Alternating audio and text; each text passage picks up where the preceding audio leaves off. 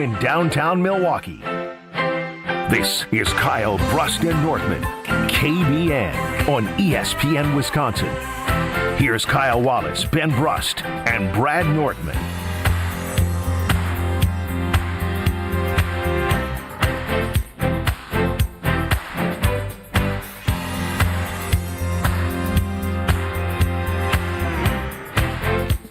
It's a great day to be alive here on Kyle Brust and Nortman on this beautiful cold Tuesday. Stroke, why are you shaking your head? Did I not do it right? It's a great day to be alive on this Tuesday. Oh, it's a great day to be alive on this Tuesday on Kyle Brust and Nortman. No, Ben Brust. I am Kyle Wallace. With me is Bradley Nortman, longtime NFL punter, Wisconsin punting legend. What up, Brad? What's up, Kyle? It is a great day to be alive on this Tuesday. This is my fourth winter here in Wisconsin. Since being an adult? Being in the South for 10 years. The first 3 winters, I was like, you know what? This ain't so bad. Shoveling snow, no big deal. It's kind of nice. It's kind of majestic. This is the first winter I'm like, he's got to hurry up and get over with. Yeah. I need a little sunshine. I need a little warmth. It's too cold out there. I actually prefer negative 15 than snow. I'd rather have it be cold. It's all bad. Well, it's all bad, but like snow, it causes the roads to be bad. I know you have black ice when it gets super cold, but I have something called a furnace. I have something called heating my car. I ain't batting an eye. Now, my car was like, voo, voo, voo, voo, oh, voo, no. Voo. Oh, yes. That Ford Taurus? No, Ford Focus, baby. Focus. I didn't have money for no Taurus. Man, I tell you what, it's holding on for dear life. Yeah. How many winters can that thing survive? Well, it's been surviving since 2012. We're gonna find out. What's the math on that? This is the full winter 14. Wow. It's oldest Madison Hayes 24. Wow. On Instagram. Incredible. Shout out to Alex Strofe holding it down behind the glass there, already with an attitude. What did I do? When I said something because I missed a word, you just... There must be something about that chair. That he gets upset with. No. You. No. No, you're the problem. No. When I... Shots at Strofe. No. That's Ben's job. No, because Brad, you helped me through. It's a great day to be alive here on this Tuesday. Yes. You helped me through it. Yes. And you helped. Strofe sat there and just made a stink face like, hey, you've been doing the show for 2.5 years. How do you not know the opening line? Brad, now do you feel that energy? Yeah. Do you feel that's coming at you, Kyle. Hey, thank you. That's accusatory energy, and I felt that through the glasses. So it's not me, it's him. I was happy to start today. He's the one with the attitude, but 800-990-3776. That is the Carbless Talking text line where less is more. This is Kyle Brust and Nortman on 94.5 ESPN Milwaukee, 100.5 ESPN Madison, 1430 ESPN Beaver Dam. You can always watch and stream us live on YouTube by going to ESPN Milwaukee on YouTube and ESPN Madison on YouTube. Make sure you give us a subscribe and a like as well. Now, today, even though Strofe got on my nerves within the first 30 seconds of the show, Strofe, if I throw you the ball, will you catch it? I'm going to run with it, Coach. You're going to run with it? Catch it first, then run. Well, I'm going to catch it, then run with it, Coach. Well, Strofe, you said, I want the ball. Yeah, so, Strofe, what is it that is grinding your gears today that you want to start off the show? I might be projecting my irritation on you a little bit, okay? I will give you that right out the gate. Okay. So I apologize if I'm coming off as a little brash or angry or irritated. I'll take the extreme accountability. Because I'm sick of whatever we're doing in Green Bay. I'm irritated today. The Jonathan Gannon thing is fine. It's a fresh perspective. It's a failed head coach. It's a hire I am okay with and am for and I'm ready and excited to see how that plays out. But we've been asking for 2.5 weeks for an update on Rich Bisaccia. And the update we get is, well, it sounds like he's going to be back. Okay, fine. If we've accepted that special teams are going to be below mediocre, then that is something that they are allowed to accept. It's not something I have to accept as a fan because I want better special teams. Brad, go be the coordinator. Yeah. Now, the other thing that's really ticking me off is the lack of clarity at offensive coordinator. So for the last week and a half, we're getting reports of, Adam Stenavich is interviewing for X job to become their play caller. Since that's technically an improvement or an upgrade in his job description, he doesn't call plays in Green Bay, they don't need to accept the fact that Stenavich is interviewing for other jobs. But the news comes across a couple hours ago that Brian Daboll will be Robert Saleh's next offensive coordinator in Tennessee.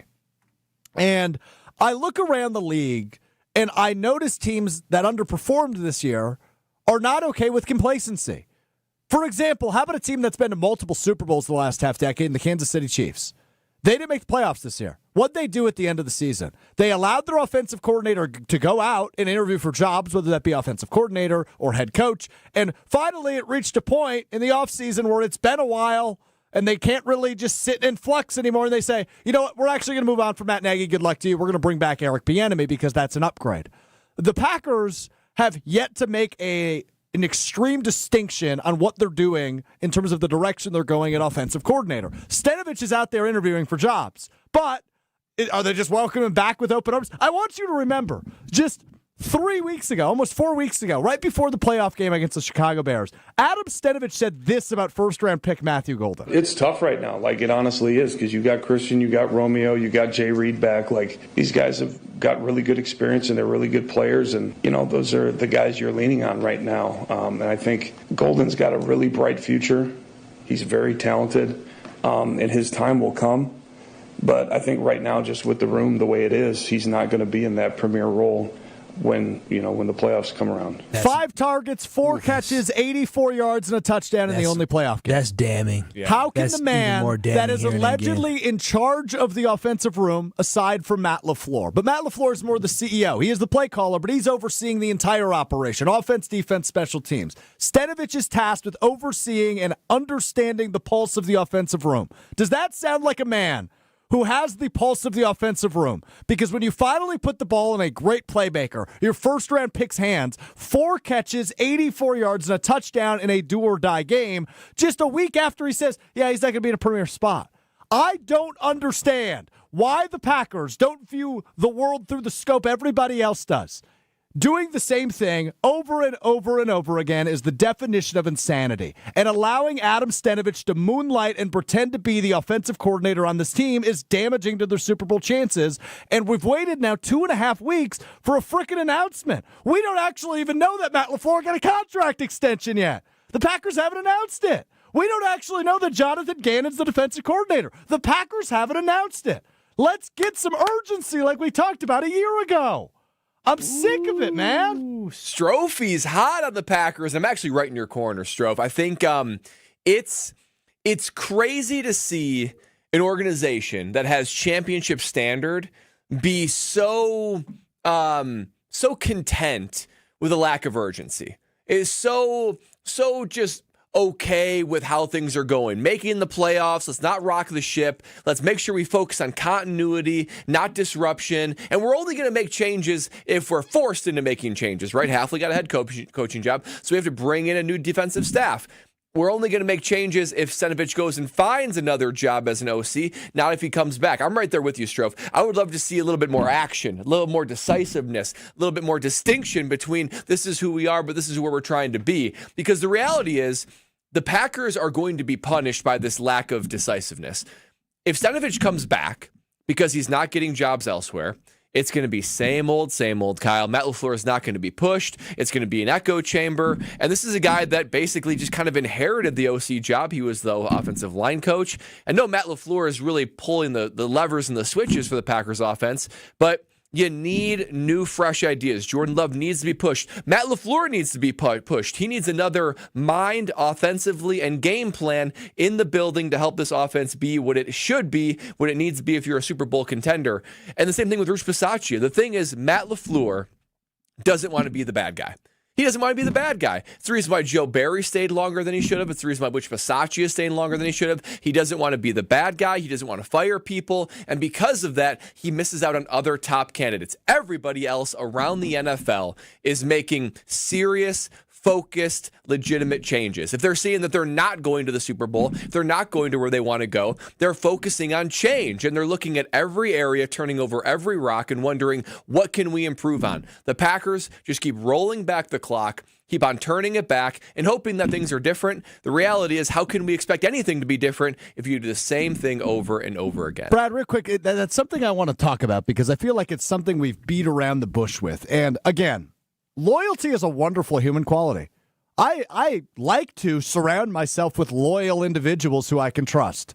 I don't think it's a good quality for an NFL head coach. And it's been his biggest flaw throughout the years as the head coach of the Packers, game management aside, right? When it comes to constructing a coaching staff around him, he's been far too loyal to guys that stink. Yeah, he trusts people around him that he feels like they're on his team. They're not trying to sneak or do anything, because that's so important. I mean, Brad, you played in the NFL, and it's important to have guys that are trying to raise you up versus guys that are looking for the next opportunity or maybe have some dissent within that locker room. Yeah, loyalty in life is a strength, but loyalty in the NFL is a weakness. And I think that when you are chained down by loyalty, it clouds your vision because nobody else in the NFL is operating with loyalty and doesn't improve your team. Basically, when you're loyal, you are willing to stick with someone through thick and thin. In the NFL, you move on when things get thin. Everybody else is, and not to say you do what everybody else is doing, but if everybody else around you is insatiably pursuing greatness and making no qualms about, hey, if I gotta let you go, I gotta let you go.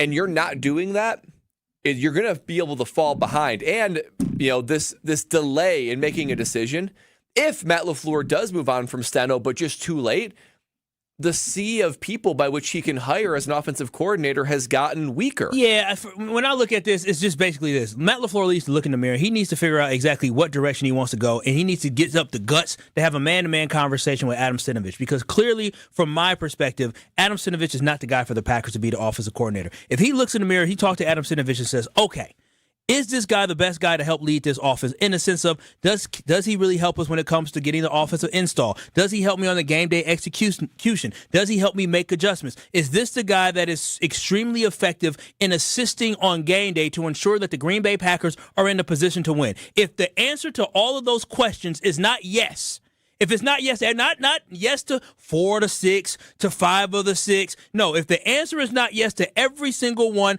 talking about what he can do to help elevate this game plan, how can he do to make adjustments, if the answer is not yes, then he has to go. We are within this window of opportunity with the Packers, and you cannot waste your time being loyal to somebody. Matt LaFleur's job is not to train up Adam Stenavich. No, not at this point. Matt LaFleur's job is to be able to look at Stenavich and say, if something were to happen to me, if I was to get sick and I can't call plays or I had to miss practice as Sean McVay missed practice and Mike LaFleur, the brother of Matt LaFleur, was able to step up and do install and get the guys ready for a game. If you cannot entrust Adam Stenavich to do that and excel at a high level, then he is not the guy for the Packers. And when I look at this, it just seems like Matt LaFleur is dragging him along, not like he's some intern, but like he's some assistant versus him being ready to go. I want somebody to be the offensive coordinator who can step in and call plays and this team not miss a beat. And I feel like if Matt LaFleur isn't pulling the string and calling the plays, the team will miss a beat. And that's why it's time to either demote Adam Stenavich back to being the offensive line coach or whatever you want to do to be an offensive consultant or assistant, and bring somebody else in here who can challenge you, who can elevate you, who you believe truly has a chance not just to be an offensive coordinator, but a young rising star that can be a head coach. They brought in Sean Mannion to be the QB coach, and he was supposed to be this hot commodity because people feel like he has the potential to be a future head coach. There's no way in the world our QB coach should be a hotter commodity than our offensive coordinator. So that's the issue that I have when it comes to Adam Stenavich. Is I do not believe he is elevating Matt LaFleur to a level of ensuring that Matt LaFleur can secure a championship for this team. He's not helping Matt LaFleur make the in-game adjustments where we see on, 2-3 and outs to start against Chicago, and not having something where he can go to him and say, I saw this. And I'll leave it here. Last week, or not even last week, on Sunday in that game, Josh McDaniels, who is a mastermind, he calls the plays for the New England Patriots. They ran the ball right, and he was setting up. He was setting up on third down. He wasn't just running that play just to say, okay, how many yards we get. He was watching what did the defensive end do? What did the outside linebacker do? Did they crash? What did they do? And on that third down call, when they needed to get it, play action fake, he allowed Drake May to keep it, and he picked up the first down. Where is the person at telling Matt LaFleur, I saw this tendency, maybe try doing this? I don't think Matt has that help, and that's why this Packers team collapsed twice against the Chicago Bears. Well, if you look at the Patriots, Vrabel has assembled a great staff, and Kyle, obviously, with your cousin on the team, you have been more attentive to the Denver Broncos, and you illuminated last night to me, you went through the defensive, or the support staff underneath Sean Payton in Denver, elite coaches underneath him, defense, offense, and special teams, and that's something that's been missing in Green Bay. And I want you to think about what it would communicate to players if a coach who has been mediocre, who isn't really moving the needle, who hasn't been near greatness, what that communicates to the players, the rest of the organization by him sticking around. It communicates that like good enough is good enough. And if you try your hardest, but darn it, you're not elite, we're going to keep you around. The Green Bay Packers are generally speaking loyal to their first round draft picks, to their coaches, but they don't move on early enough when they realize that something is amiss, and that takes up a roster spot, that takes up a coaching spot that could move the ball further down the field. So I think you're exactly right. You just wonder if this doesn't prompt changes, what possibly could. But this is the Packers, the way they do it. Matt LaFleur is always a year late, delayed in moving on from guys, and I don't think he's doing a good enough job at surrounding himself with great minds, and not just good enough, but great minds that actually push this team further from being competitive in a playoff team to a true Super Bowl contender. 800-990-3776. That is the Carbless talking text line where less is more. And Stroke came with the heat talking about the fact that he is disappointed and he is upset that the Packers' lack of sense of urgency with any moves this offseason, whether it comes to what's going to happen with the special teams coordinator and Rich Bisaccia, or the fact that Adam Stenavich did not get the offensive coordinator position down in Tennessee, and now we don't know what is next on the offensive side of the ball. 800-990-3776. Do you share the same level of disappointment that we do? And I'll say this, Stroke, is we heard Adam Stenavich before the Packers game against the Bears say that comment about Matthew Golden. And now after seeing the performance, right? We saw the performance, but after the season, we all thought, okay, Packers got to change something on offense. It's been weeks, and I know there haven't been too many rumblings. I know that Rob Demoski, he joined Jen, Gabe, and Chewy yesterday and kind of alluded to the fact that there may be some movement on the offensive side of the football, but there's no guarantees. And hearing him say that Matthew Golden, this just isn't his time to shine, and watch when the guy got the ball at the line of scrimmage and made magic happen and tried to do all he could to get your team to the next round, and you're telling me that throughout the season, the offensive coordinator who was supposed to be helping with game planning, who's supposed to be helping with player development, who's supposed to be identifying where we should get the ball at and where we can find a weakness in the defense, you mean to tell me he didn't believe that Matthew Golden should be touching the ball more at the line of scrimmage just to have his ball in his hands with guys blocking for him?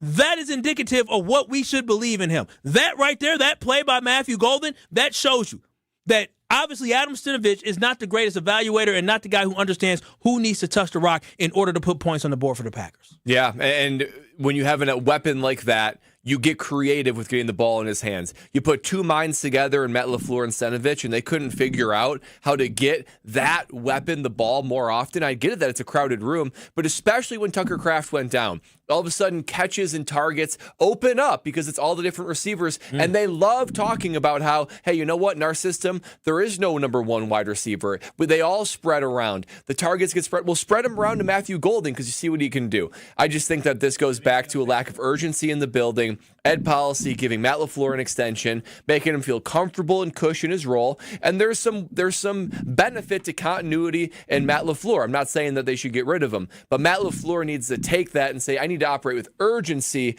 with all these coaches underneath me, and I'm still waiting for him to do that. Woo!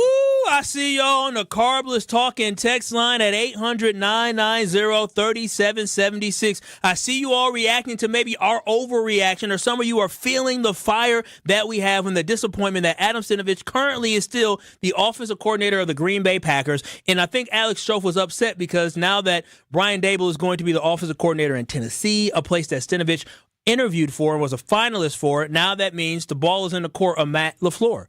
Are you going to keep Stenavich, or are you going to get rid of him? We say get rid of him. What do you say? 800-990-3776. That is the Carbless talking text line. We'll continue this hot conversation talking about the Green Bay Packers next on Kyle, Brust, and Norman. This is Kyle, Brust, and Nortman. I'm sorry that I don't want to touch Ben's Peter. On ESPN Wisconsin and the ESPN Wisconsin app. Truth Nation, mark your calendars for Friday, February 20th, as we will be hosting our second annual Truth Community Awards, hosted by the legendary Home, Blow, and Bailey Cope. Tickets are on sale now.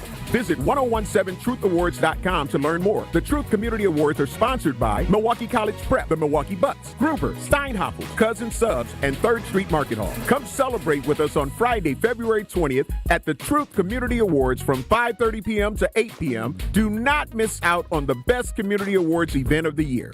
My house has a new glow. I love my windows. Universal Windows Direct. Hey, it's Kyle Wallace. Buy 4 windows, get 4 free, and 0% financing for 60 months, $1,000 off, plus a bonus vacation voucher. Restrictions apply. Call 414-410-2000. And like me, you'll be saying, I love my windows. I love my windows. They've got that brand new home effect. Universal Windows Direct. Without an Advent clinic nearby, people suffering needlessly from chronic nasal congestion and sinus infections would be stuck with either Band-Aid or sledgehammer solutions. Band-Aids are pills or nasal sprays, and they're not true solutions. Surgery is a sledgehammer, and that's what we're trying to avoid. Because most people don't need surgery for nose and sinus issues, nor do they want a 14-day recovery. Our unique Advent approach can, in 20 minutes in our office, open your blocked nose for good, with only 1-day recovery. I'm Advent founder Dr. Kandula. Outside of Advent's 4 walls, invasive surgery is what they'll recommend. But here, you will find effective and convenient in-office solutions to help you stop the need for Band-Aids and avoid the sledgehammer. Go to adventknows.com to schedule your appointment, because Advent knows when you breathe well, you live better. Most insurance accepted.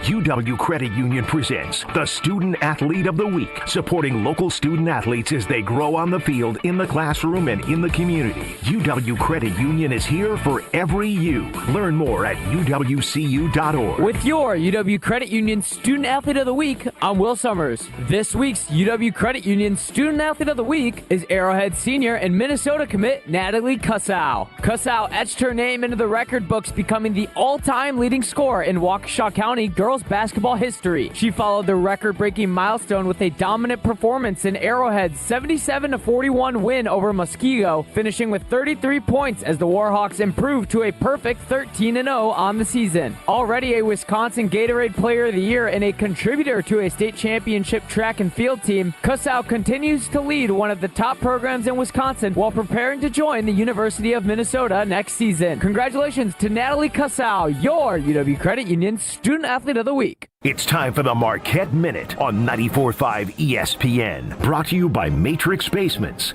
Marquette fell on the road at Butler, 87-76, dropping the Golden Eagles to 7-14 overall and 2-8 in Big East play. Freshman Nigel James Jr. paced Marquette with 15 points and 8 assists, providing steady leadership on the floor. Long rebound, Marquette, long pass, James is free. He'll go to the basket and stuff it with 2 hands. Great pass. Great look up the floor by Chase Ross. Chase Ross threw the long pass, probably 80 feet. The Golden Eagles showed balance offensively, getting 4 players into double figures and made a second-half push that trimmed the margin to 1 possession before Butler pulled away late. Marquette returns home Tuesday night at Fiserv Forum to host Creighton. This has been the Marquette Minute on 94.5 ESPN, brought to you by Matrix Basements. Visit gomarquette.com/matrix to enter to win 4 tickets to National Marquette Day, Saturday, February 7th, when Marquette hosts Butler. You're listening to Kyle Brust and Nortman on ESPN Wisconsin and the ESPN Wisconsin app.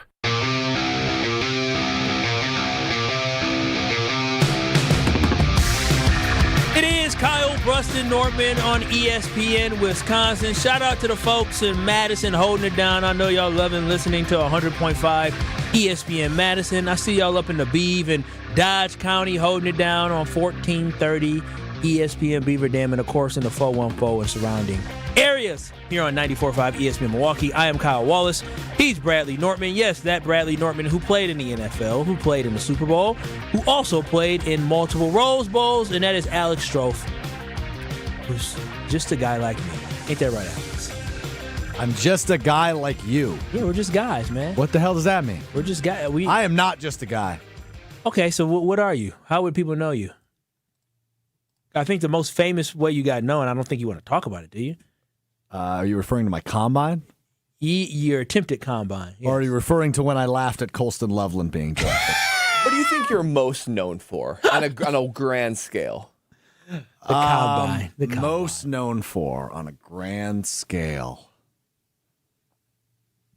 Yeah. I don't know the answer to that. Yeah, it's a combine. It's a combine. Probably. Yeah. So I mean, so did you want me to? Because I could have said it. And the guy who's known for being absolutely embarrassing.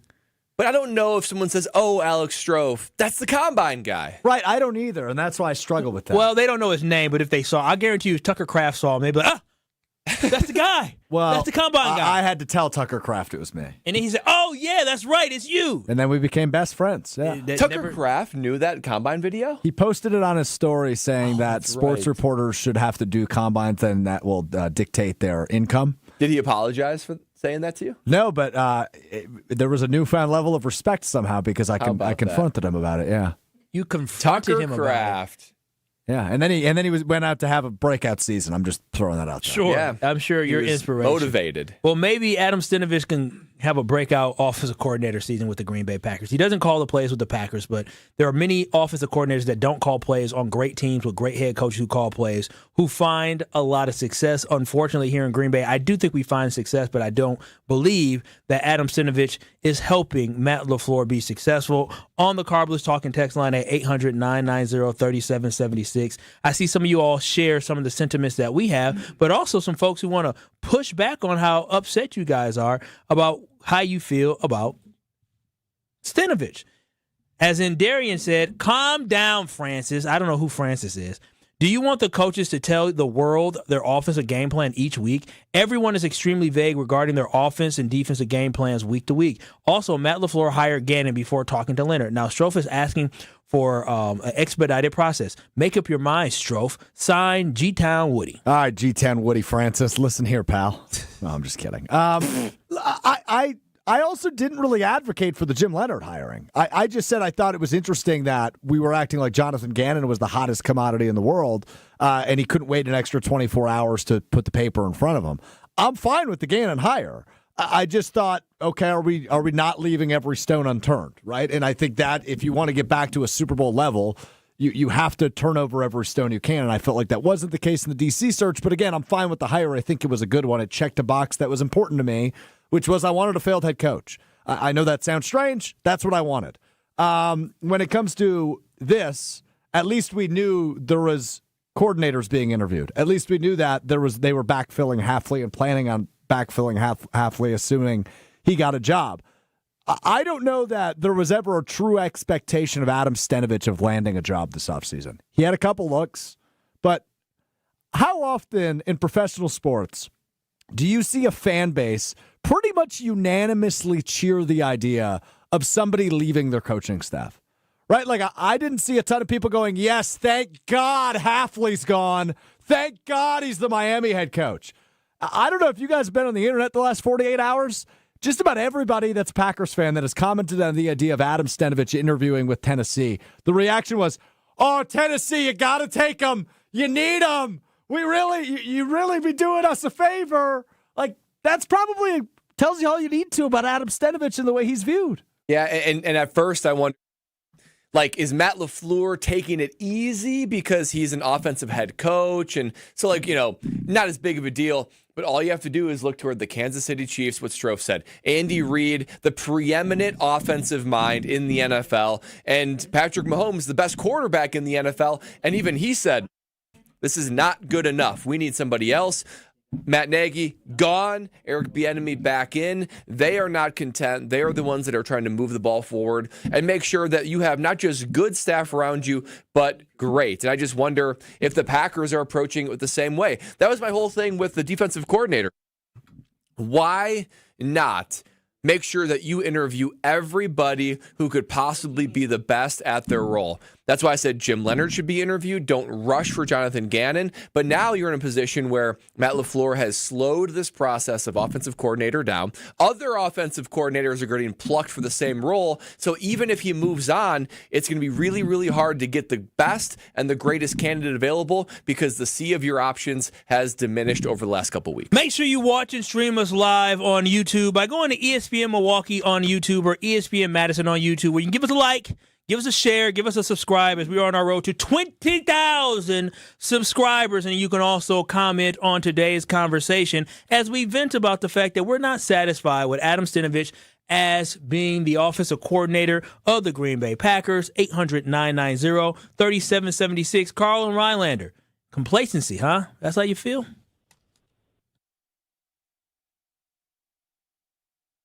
Carl going once. Carl going twice. He's too far north, Stroh. I say Rylander's way up there. It is. Carl! Stroh, he's gone. He's gone. He's gone. How about Dirty D? Dirty Diana McGuanago. I'm sure you got a lot of good things What's to up, say, Dirty right, D? girl? Hey, well, first of all, you said you wanted to know what Stroh was known for. He's known for being such a great guy, and he's definitely not Ben Brust.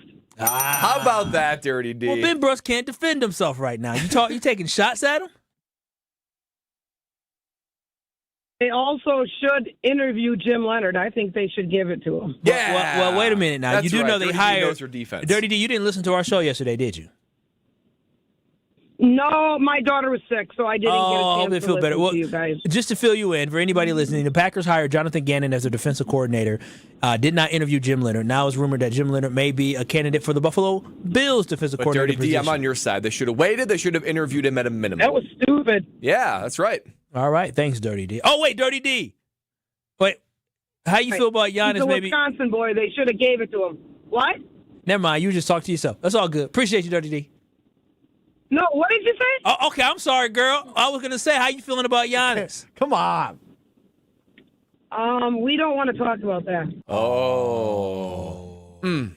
I think that might be something. Antetokounmpo forever. Yeah, well, forever in the NBA, not forever a buck. We'll talk about whose fault that is, as reports came out today that somebody said that he believes Giannis played his last game in Milwaukee.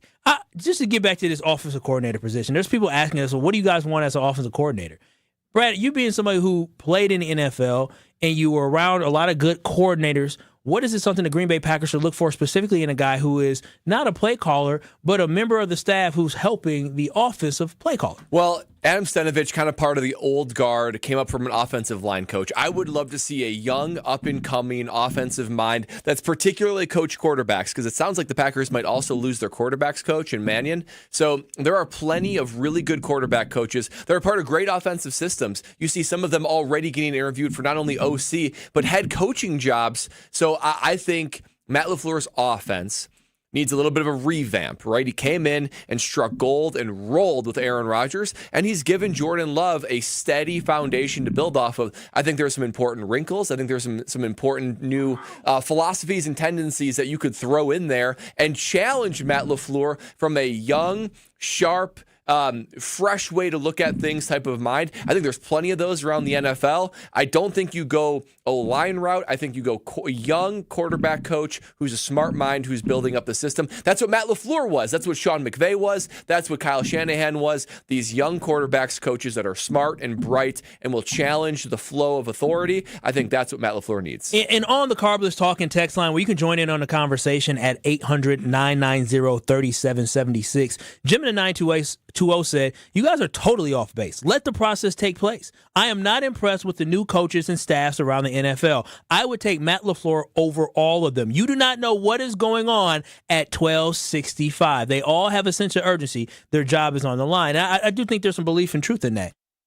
800-990-3776. Let's try this again. Carl and Rylander. Complacency. Yes. Yeah, gotcha. What's happening, man? Complete complacency. Sorry, I was in a bad spot in the shop earlier.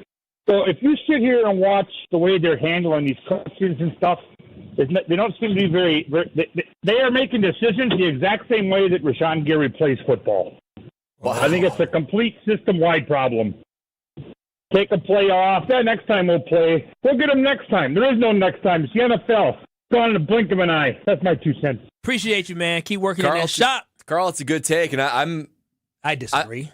I do agree with you Carl. think you're comparing the Green Bay Packers to Rashawn Gary. Okay, that might be a that's little extremely strong. disrespectful to the Green Bay Packers. But you think they're operating with extreme urgency. You think Matt LaFleur is operating with extreme urgency. You think Brian Gutekunst is operating with extreme urgency. I think like their jobs are on the line. No, I don't think they operate like their jobs are on the line, but I will say this. There is some validity to the fact that they hired Jonathan Gannon within a week of losing their defensive coordinator, right? And then on top of that, when it comes to the offensive coordinator position, it may be a position where it was just like, hey, we're not going to fire him yet. We're not going to move on for him yet if he's getting these different job interviews because we don't want to hurt his chances of potentially getting a job somewhere else, especially that's when it's his friend. I don't think the Green Bay Packers right now are slim pickings when it comes to the offensive coordinators that are out there currently now because regardless of any way that you look at it, either you're going to get a guy who is currently already not calling plays or you're going to get a guy who is a QB coach somewhere. You're not going to get a guy like a Josh McDaniels to come in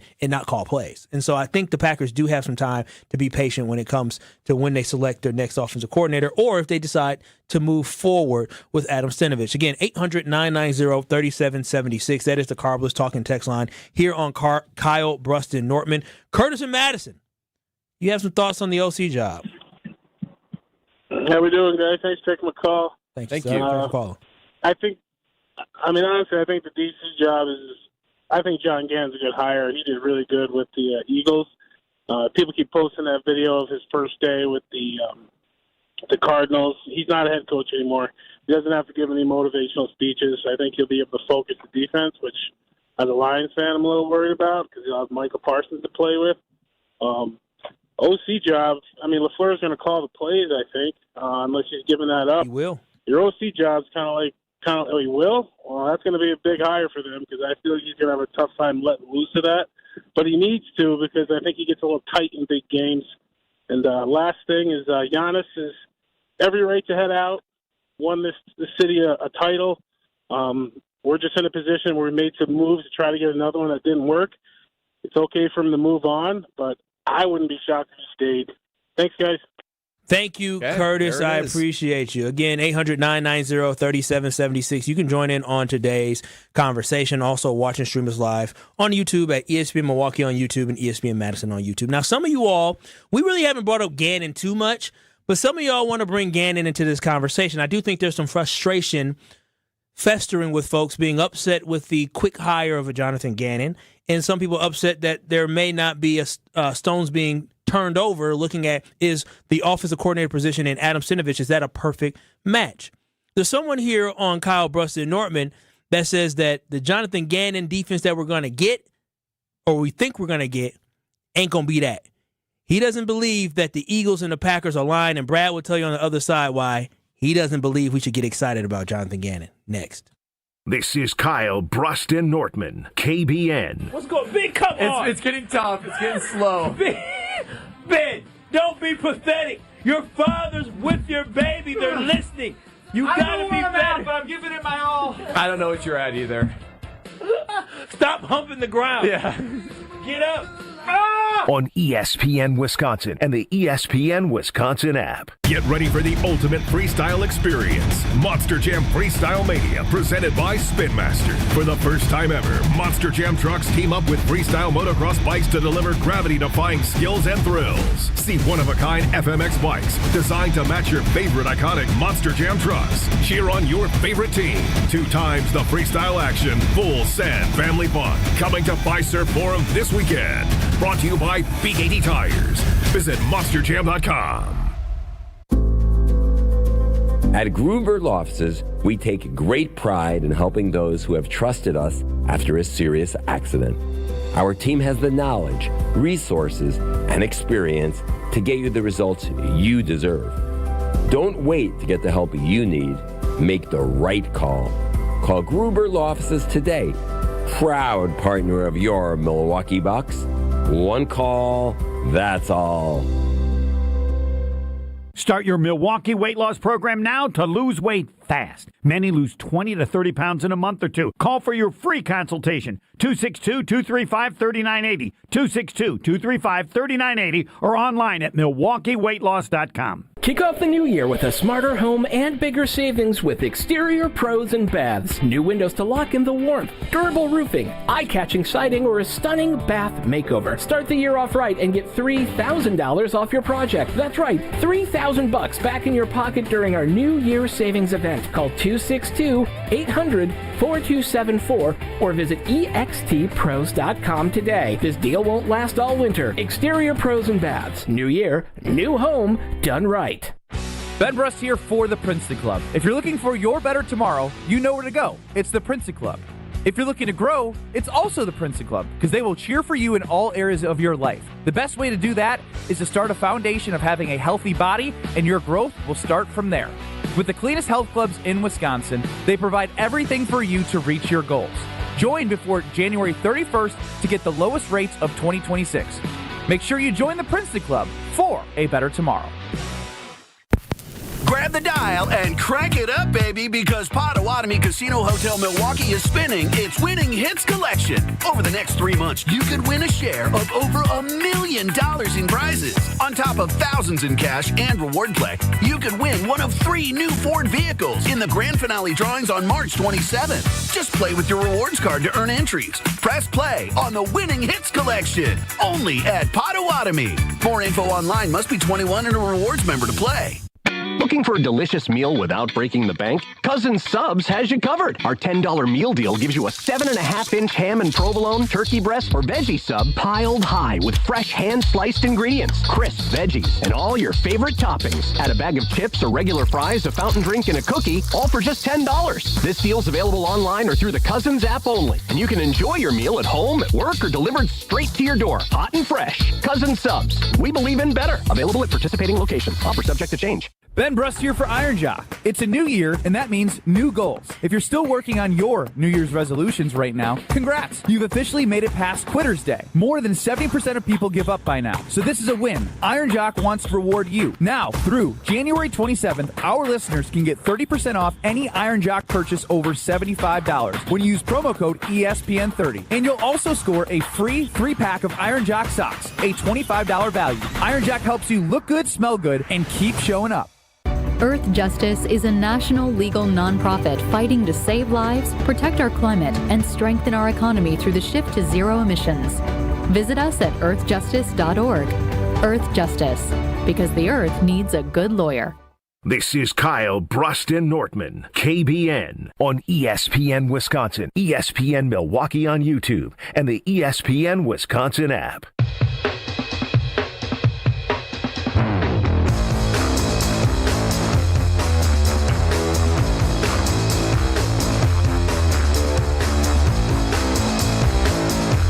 Kyle Brust and Nortman here on ESPN Wisconsin. I'm Kyle Wallace. He's Bradley Nortman.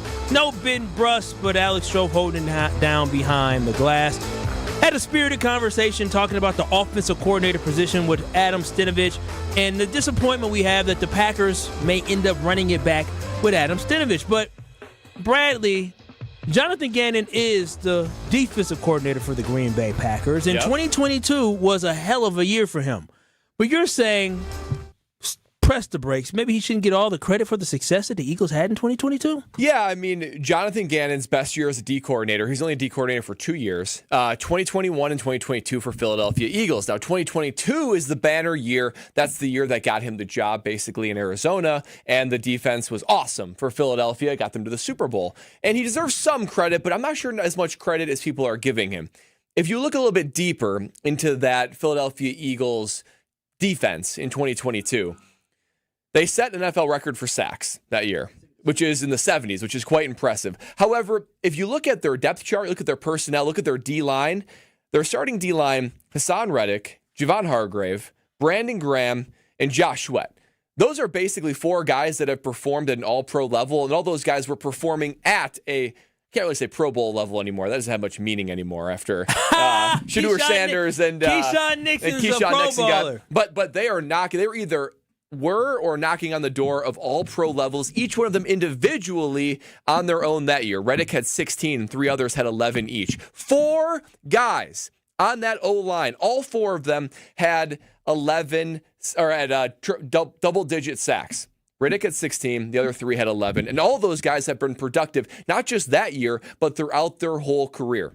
So I look at that and I say, Jonathan Gannon, you deserve some credit for that, but the reality is defensive line, getting pressure on the quarterback, it's a lot of one-on-one matchups. That's what that is. That is those guys on that Philadelphia Eagles D-line beating whoever it is they're across from, and all 4 of those guys being productive. When you have that, that's basically a defensive superpower. What did we keep hearing after this last Super Bowl when the Eagles won and got all that pressure on Mahomes? Everyone come on saying, we got to get pressure with 4. We got to get pressure with 4. We got to get pressure with 4. Why do they keep on saying that? Because when you get pressure with 4, you can do anything on the back end. You can rush the passer with extreme efficiency, and you are be able to have more guys in coverage, whether it be zone or man, so where it's that much harder for guys to get open. So what that does is it suffocates the offense, and it prevents them from being able to be productive. So if you want to give Gannon some credit for being a great DC, sure, I'll give that to you, but you have to look a little bit deeper in knowing that the Green Bay Packers, they had Micah Parsons, so they got one of these 4 guys equivalents,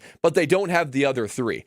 He won't be able to just get pressure with 4 in the same way he did with Philadelphia. It's like the same way of coaching Michael Jordan or LeBron James or Steph Curry. When you have a guy like that, when you have a unit like this on your D-line, it's like a superpower, and it makes everything else that much easier. I'm not saying that anybody, any defensive coordinator, could have gotten as much productivity as Gannon did for that Philadelphia Eagles year. However, it's a massive benefit for him, makes things way easier, be able to have productivity like that on the D-line, something that he's not going to be able to rely on for the Green Bay Packers. Yeah, I think this is very misleading by you, Brad. Good points, but I think misleading because you're leaving out the fact that you didn't talk about what these guys were before. And so you talk about a Brandon Graham. He was always great. Brandon Graham was a solidified stud by the time that he was on that Eagles football. Well, he drafted by the Eagles when he was playing with the Eagles. But when you look at a Hargrave best season before he got a chance to be with Jonathan Gannon in sacks was 4.5, and you said he jumped up to 11, double digits? Double digit? Oh, wow. I wonder who helped him with that. And then you look at a Josh Sweat. Josh Sweat, another good player, but guess what? Josh Sweat has only had 2 seasons where he's had double-digit sacks. One was under Jonathan Gannon in Philadelphia, and then, he plays for the Arizona Cardinals, and he got double-digit sacks in 2025. Who was his head coach, I guess, in Arizona? That would be Gannon as well. Oh, so he had a career year under Gannon. And then Hassan Reddick, listen, he had double-digit sacks before he got there, but all of a sudden he turned into this elite player as soon as he got, elite player, as soon as he played with the Eagles under Jonathan Gannon. What has he been since he hasn't been with the Eagles and with Jonathan Gannon? So are you saying that the Packers, you're expecting Rashawn Gary and LVN and Devontae Wyatt to put up double-digit sacks? What I'm saying, because Gannon is going to have the magic elixir to have them beat one-on-one blocks nowadays? What I'm saying is that people have to understand a defensive coordinator just ain't out there playing Madden and pressing buttons. The defensive coordinator is helping cultivate and grow guys. His scheme is put in place to help free guys up. Now, guys have to elevate their level of play where they have to step up. No, I don't think LVN and Rashawn Gary are going to equal to those seasons where you're going to have 12, 13, 16 sacks in the season because I don't think they're capable of it. Rashawn Gary's closer to 30 than what those guys were at the time in 2021, 2022. But what I will say is that I trust him believe that Gannon had something to do with scheming guys like Hassan Reddick to be able to eat. He was already a menace when it came to getting sacks, but he took it to a whole nother level because of the scheming and the game plan of Jonathan Gannon. And so that's why I say you can't sit here and say, well, I don't expect the Packers to have this because they had elite talent. Well, a lot of them became elite under him. Like Reddick became a name, a big-time name when he played with the Eagles, putting up those big numbers to the point where he got the holdout because he wanted more money. Brandon Graham was already due. Hargrave got paid off of what he did, and Josh Sweat got paid off of what he did. And a lot of that can be attributed to Jonathan Gannon getting the most out of his guys. So instead of looking at this like, well, we don't have the talent here in Green Bay that they had in Philadelphia. That may be true, but maybe we should look at it as we finally have a coach that may be able to get the most out of guys. I believe Jeff Hafley did a great job scheming up and making sure that he limited the negatives that guys have. Limit where you know that your cornerbacks may be limited. You don't want to put them on too many islands. So you see what happened against the Bears where DJ Moore scored the touchdown on that post play in overtime. So I think he did a great job of doing that. But did he put guys in a position to truly succeed at every single position? We'll see. We'll see. Jonathan Gannon will have that opportunity to do it. That's why I think you saying this, it's the truth to it, but you're leaving out some tidbits that these guys had career years under Jonathan Gannon, and I think that matters. Yeah, they might have had career years, but each one of those guys have went on, and maybe they didn't have the best years, the career years that you're talking about, but they never really had years where they were awful, where they were non-existent, or they had no impacts on games. That's the team that the Packers have. I mean, you're talking about Rashawn Gary, LVN, and basically anyone outside of Devontae Wyatt and, of course, Micah Parsons, guys that you're wondering, where are they? Where is anybody winning one-on-one battles? And this isn't just 1 year or 2 years. This has been the last several years of Goody not being able to get guys to win their one-on-one battles. We have Brian Bulaga come out and say the same thing. That's why Goody was so focused on getting a guy like Micah Parsons to actually be able to close out games and get pressure on the quarterback. Yes, so to me, it's a big drop-off from these guys that you can do a whole lot with. If you put these 4 guys on the Green Bay Packers, even with a Micah Parsons, like taking him out of the way, this would change the entire complexion of the Green Bay Packers defense and make the job way easier on Jonathan Gannon. Yeah, again, I don't think when Josh Sweat got drafted, I don't think people were talking about how he's just going to be this guy that's going to get this big payday. So I just got to give credit where credit is due. Brandon Graham is a great player, but his best season came under Gannon. The only year he had double-digit sacks came under under Jonathan Gannon. So again, I say before you start judging, let's let these things play out and let's have these expectations for Jonathan Gannon to get the most out of his guys. 800-990-3776. That is the Carbless Talk and Text line. Do you believe that Jonathan Gannon can get the most out of his guys? 800-990-3776. Brad thinks that it's going to be an uphill battle because of the defensive line that we have. Where I believe that I think Jonathan Gannon has the opportunity to get the most out of LVN. Will he get double-digit sacks? If he gets double-digit sacks, Jonathan Gannon will be a head coach again. That would be remarkable. Yeah, if LVN gets double-digit, not Rashawn Gary, because Rashawn Gary's gotten to like 8 these last couple of years or whatever.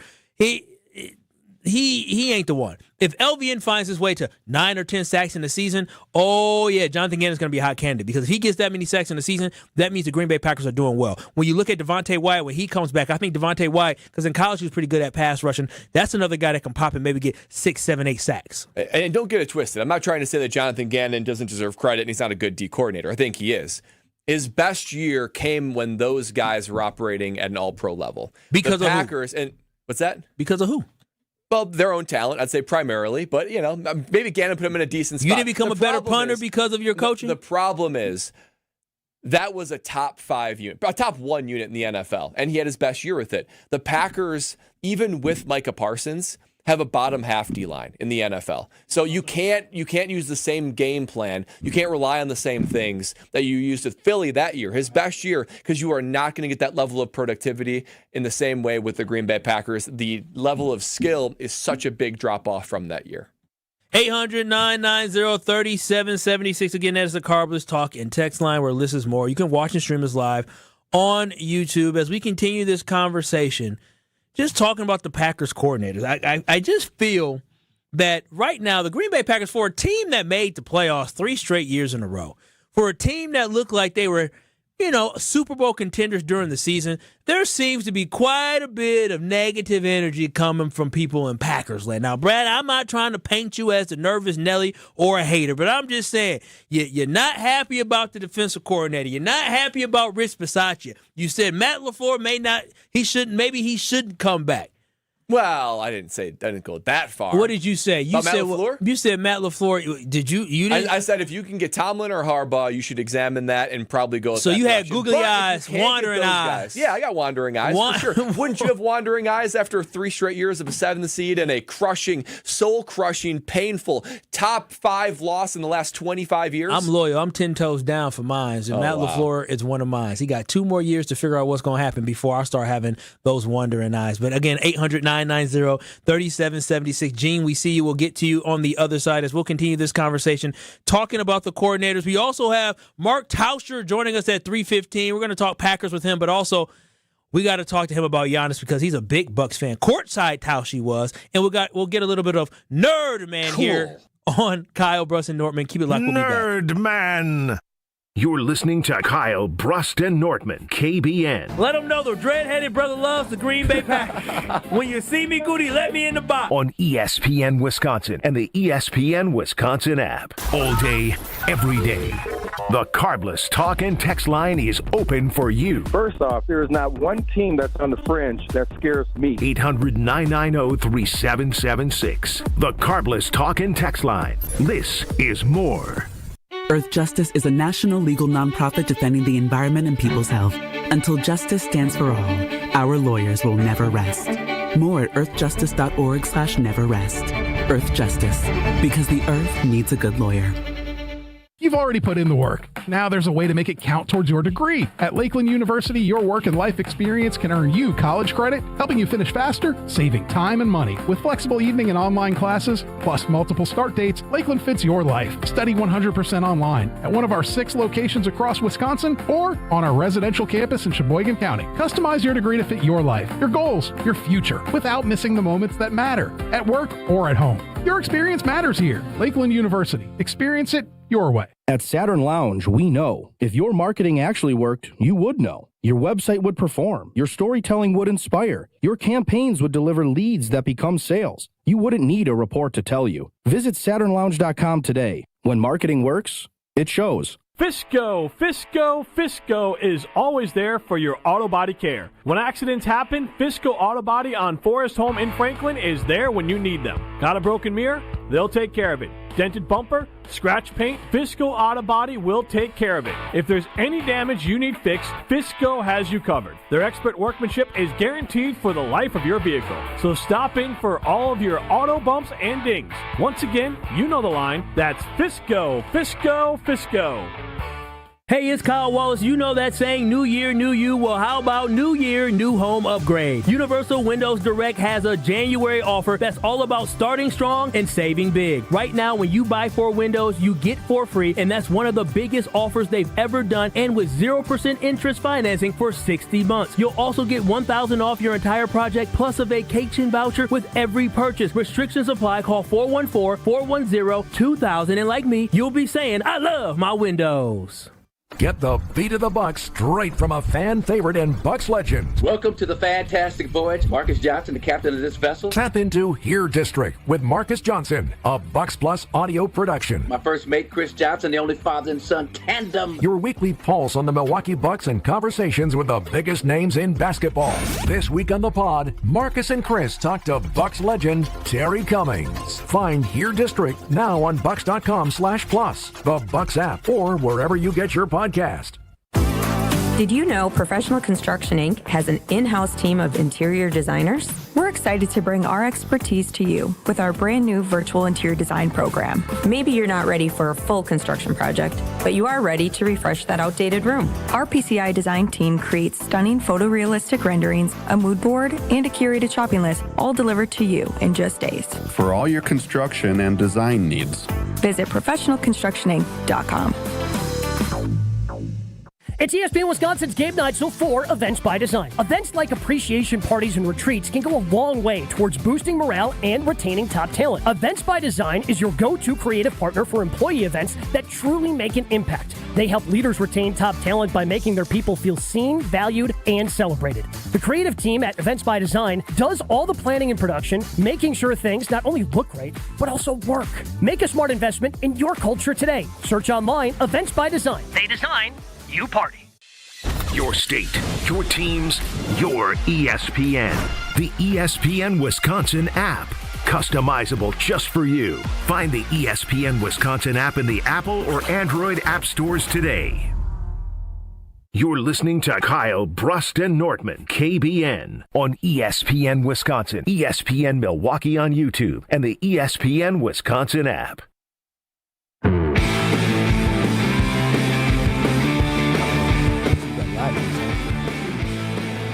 No. Everything okay, Kyle?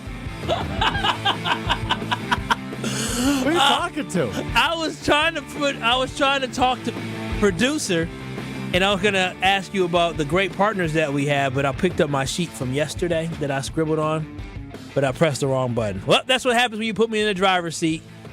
But it is Kyle Bruston Norman here on ESPN Wisconsin.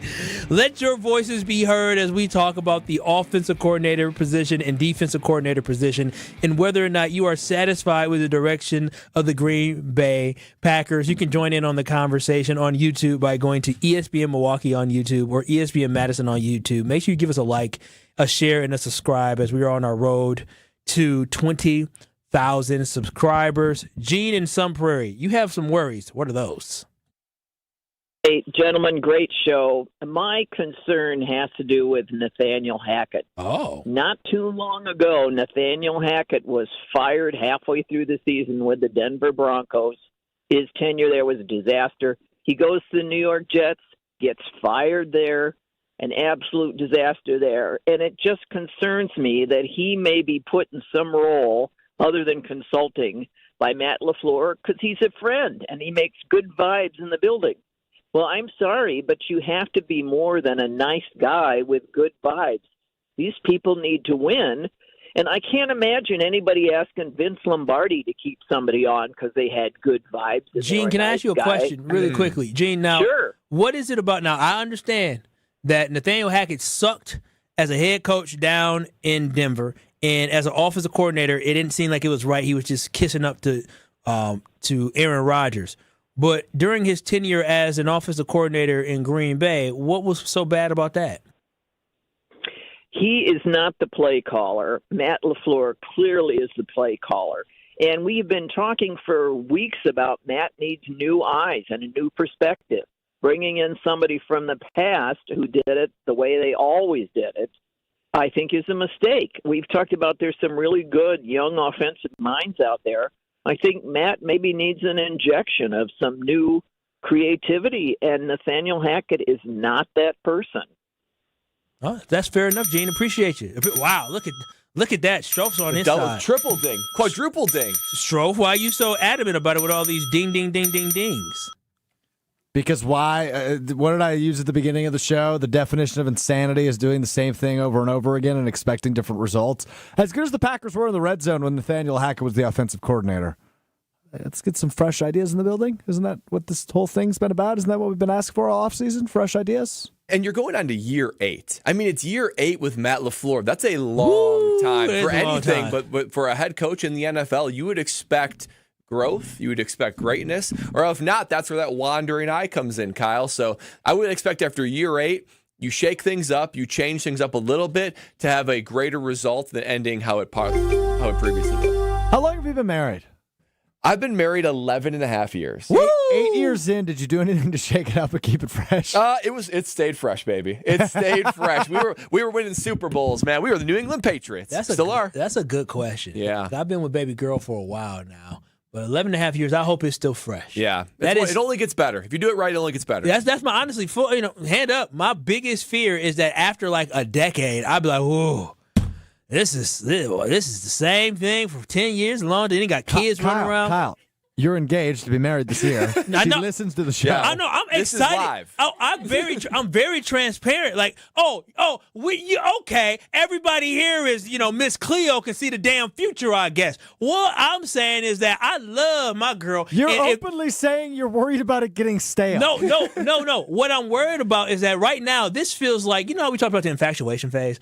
Every time, I'm always in the infatuation phase. You have ups and downs, but it's like, damn, I really love this girl. Are you looking for honeymoon phase?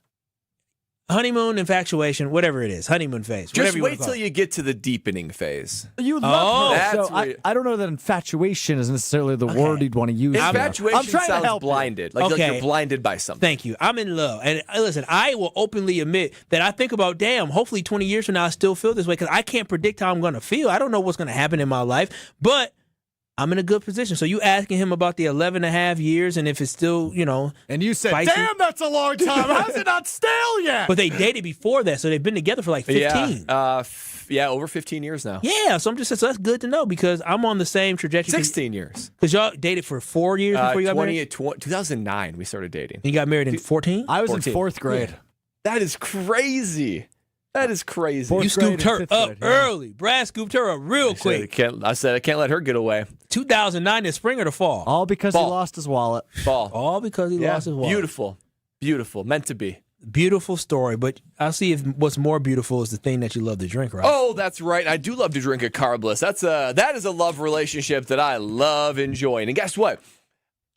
News hitting your shelves nearby is the Blood Orange 4-pack is on its way. In fact, Carbless just sent me a sneak peek of the Blood Orange 4-pack. It was so good in the Tropical Bliss Variety Pack, and it was so clamored over, because I love it too. It's one of my top favorites, that it's given its own 4-pack. So I'm going to be enjoying that tonight. I'm going to be enjoying that the rest of the week. And I'm going to be enjoying the fact that it's a guilt-free experience. It's no carbs, no sugars, no gluten, just 100 calories, and the oh-so-perfect amount of carbonation. Not so much, not too little. The perfect amount. It needs to be tasted to be believed. And we already know that it's bold on flavor, and they just keep on being innovative with new flavors coming out, and each new flavor knocks it out of the park. Blood Orange being the new 4-pack that I'm going to be enjoying and scooping up. It was so good, it deserved its own exclusivity and 4-pack. So I want you to try all the flavors because they're all so good.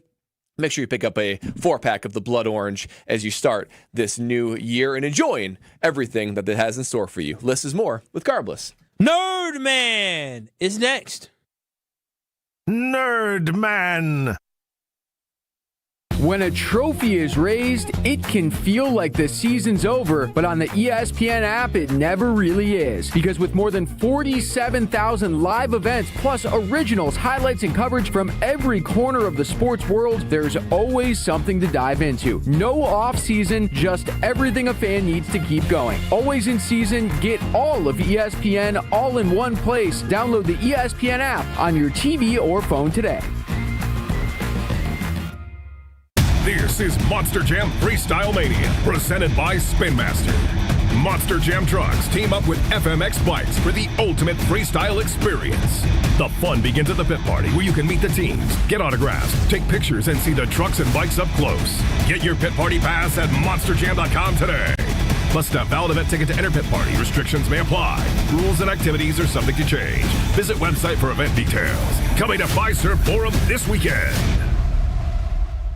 Hey, y'all. It's the Rocket Roger Clemens here. I spent years on the mound giving everything I had, and now I feel every inning in my knees, back, and shoulders. But I didn't want surgery, and I sure didn't want to be sidelined. That's why I turned to QC Kinetics. QC Kinetics Medical Director Dr. Christie and his team use regenerative treatments that help your body heal itself. No surgery, no meds, and no downtime. Whether you're teeing off at the club or chasing the grandkids around, QC Kinetics helps you get back to doing what you love. Call QC Kinetics now and schedule your free consultation. Natural joint pain relief with real results. Don't let the pain slow you down. I didn't, and neither should you. My friends at QC Kinetics, they'll take care of you. Call QC Kinetics today and schedule your free consultation. QC Kinetics. Call QC Kinetics, 414-240-2298. That's 414-240-2298. 414-240-2298. This is Brian Balaga. You're listening to 94.5 ESPN. 94.5 ESPN is WKTI and WKTI HD Milwaukee,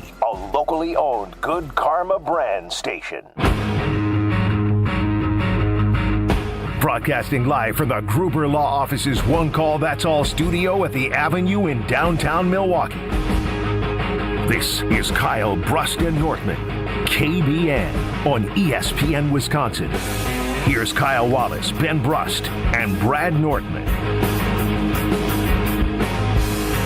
It is hour 2 of Kyle Brust and Nortman on this frigid Tuesday afternoon. I'm Kyle Wallace. He's longtime NFL punter, Wisconsin punting legend Bradley Nortman. No Ben Brust as he's gallivanting along somewhere. And Alex Strofe, as always, holding it down on the ones and the twos. Now, Brad, you and Strofe created this whole thing called Nerd Man a little bit ago. And I come from doing my other show, Truth to Power, noon to 1 on 101.7 The Truth. And I get told, we got to have a Nerd Man today. Nerd Man. I said, oh, what is it about? You will find out. So I have no idea what you and Alex Strofe are cooking up with. When the data gets dense. When the decimals demand justice. When one man dares to calculate it all. It's Brad Nerd Man on Kyle Brust and Nortman. Nerd man. That is what I thought we were going to get. That's what I thought we were going to get to. Blank. But this producer is trash. Why? I see why Ben yells at him every damn day. Why wait? There is a mission that needs to be accomplished, and Nerdman is the one for it. And guys, I've been sitting back and thinking, this was a solo mission. There was no Strophus as part of this. This was something that I took with my own hands. Now, Strophus is always supporting me, and I know that, but I was curious because I don't have a whole lot of faith in this defense being elite. And that is going to be my conclusion at the end of this Nerdman segment, that it's very well documented, guys, that if we look at scoring defense, right? So how many points your defense gives up, that's the ultimate indicator of how good your defense is, because it is beat them by more and then what they score. So, of course, that's the best stat to look at. We know in 1996 and 1997, the 2 years the Packers went to the Super Bowl, they were first in scoring defense in 96 and fifth in 1997. And, of course, 2010, they were first. We know the Super Bowl years, they were top 5, if not the number 1 scoring defense in the NFL. Got me thinking. Well, since 2010, how has the defense been? Because I'm not confident they're going to be great going forward, but maybe the stats, maybe the numbers don't support that. So I went back and I ranked every single year from 2011 all the way to 2025 of where the Green Bay defense ended when it comes to scoring defense. It's a lot of double-digit numbers, Kyle. I'm not going to lie. Not a lot of top 10s. Are you familiar with a standard deviation? And mean? Yeah. We're talking little statistics here. Yeah, the standard deviation away from something, and the mean is like what it is in the middle of everything. So the average of the Green Bay Packers scoring defense ranking in any given year from 2011 to 2025, 15.5. Exactly average, exactly mediocre, with a standard deviation. For those who know standard deviation, you basically where do most of the data points fall between, right? If it falls outside of the standard deviation, it's more of an outlier, right? Standard deviation of 6. That means most years it falls between 21 and 9, right? So you're talking about a defense from 2011 to 2025 that is average. Very, very, very average. And you had a Hall of Fame quarterback. That is one of the reasons why he never won a second Super Bowl. Average defense. Now I wondered, well, how about when Goody took over, right? Because maybe Ted Thompson, maybe it wasn't his thing. Maybe Goody's gotten better at defense since he took over. So I reran it again from 2018 to 2025, just Goody's years. Wouldn't you know, standard deviation of 12, an average of 12, so slightly better, and a standard deviation of 4. So you're mostly ending up 16 to 8. It's pretty good. I mean, when you're talking about it, but still above average. Now, I went back and I wondered, does it even matter? Do you think that top scoring defenses actually end up with Super Bowl appearances and Super Bowl titles? Maybe just good enough is just good enough, and maybe it's the offense that isn't the problem. So I went back and went through the numbers, and Nerdman found the most frequent top 10 scoring defense finishes from 2010 to 2005. Can I read you the teams, Kyle? Go right ahead, Brad. All right, here are the teams. I want you to know if there's something in common with them. The Seattle Seahawks, the New England Patriots, the Denver Broncos, the Philadelphia Eagles, the Houston Texans, that's the outlier, and the Kansas City Chiefs. From 2010 to 2025, those are the teams with not only the most top 10 finishes, but the most consistent in the top 10 throughout those years. Every one of them, except for the Houston Texans, went to multiple Super Bowls, and they won at least one. So what that does tell me is top 10 defenses, critical. If not that, then at least having an elite defense. And look no further than this season, Kyle. New England Patriots scoring defense, 4th. Seattle Seahawks scoring defense, 1st.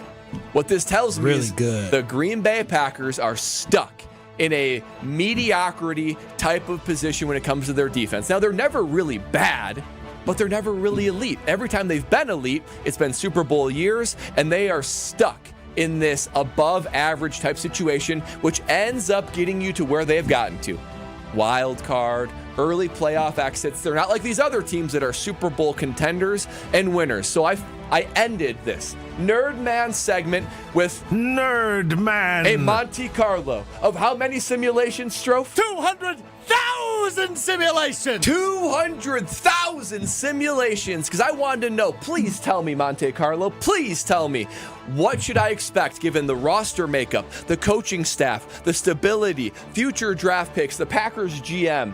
What is the likelihood, and where are they likely to fall over the next 10 years? And those, how many simulations, Strofe? 200,000 simulations! 200,000 simulations told me the following. They will be over the next 10 years, the Packers will be a top 15 defense 80% of the time. So kind of similar to recent years. They'll be a top 10 defense 45% of the time. Now we're talking, but here's where the number gets small. They'll be a top 5 defense only 9% of the time. So Monte Carlo over 200,000 simulations is telling me just 1 year, the Green Bay Packers will have a top 5 elite defense. To that I say, a lot more of the same, Kyle. Above average defense. That's what they've been for the last 15 years. The next 15 years, given the personnel currently, the D coordinators, the GMs, it's going to be a whole lot more of the same, because I always trust the 200,000 simulations that Monte Carlo gives me. Yeah, I think, thank you, Brad, with that Nerd Man. Yeah, it was a tough pill to swallow there. I had my notes saying, well, just because it happened in the past with the Packers having the top scoring defense in the NFL when they won Super Bowls, it doesn't mean it has to happen in the future. But numbers would say that the Packers need to have that in order to get to a Super Bowl. And I think it falls on Goody to ensure that we have talent on this team for Jonathan Gannon to be able to maximize that talent. Yeah, that's exactly right. He's got to be maximized. I don't see Goody becoming an amazing drafter of defense overnight. And there's holes in the defense now, D-line, cornerbacks. Who knows what happens with Quay Walker. So even if they do get that 1 year of an elite defense, I'm not sure it's happening in the next couple of years. Maybe you should bring this up with the Goody Stan himself, Marc Tauscher, who joins us next here on Kyle, Brust, and Nortman. This is Kyle, Brust, and Nortman. Dick Van Dyke, real quick on the Cha-Cha Slide ACL, says she was carried out by all 5 of us. 5 people? That's a big girl. Big girl, yeah. That's a big girl who did Cha-Cha. Stop it, Kyle. What you mean? 5 of them had to carry. That's a big girl. Ain't nothing wrong with that. Ain't nothing wrong with that. On ESPN Wisconsin and the ESPN Wisconsin app. Relatively quiet ride so far this afternoon. Westbound on 94, we've got backups from just about 25th Street all the way to Hawley Road. Eastbound is backing up from 84th Street all the way past 68th. One more backup on southbound 41, south of Hampton. Going to be a bit slow all the way down past Capitol Drive. And checking the TMJ4 Storm Team forecast tonight, partly cloudy, a low of 1 above. Tomorrow, mostly sunny, a high of 11. Weather is brought to you by Wisconsin Indoor Golf Center in Waukesha. Another 2-man scramble tournament is underway. Play the Kapalua Plantation course for a shot at cash prizes. Must play by January 31st. Sign up now at WisconsinIndoorGolfCenter.com. From the WTMJ Traffic Center, I'm Debbie Lazaga on 94.5 ESPN.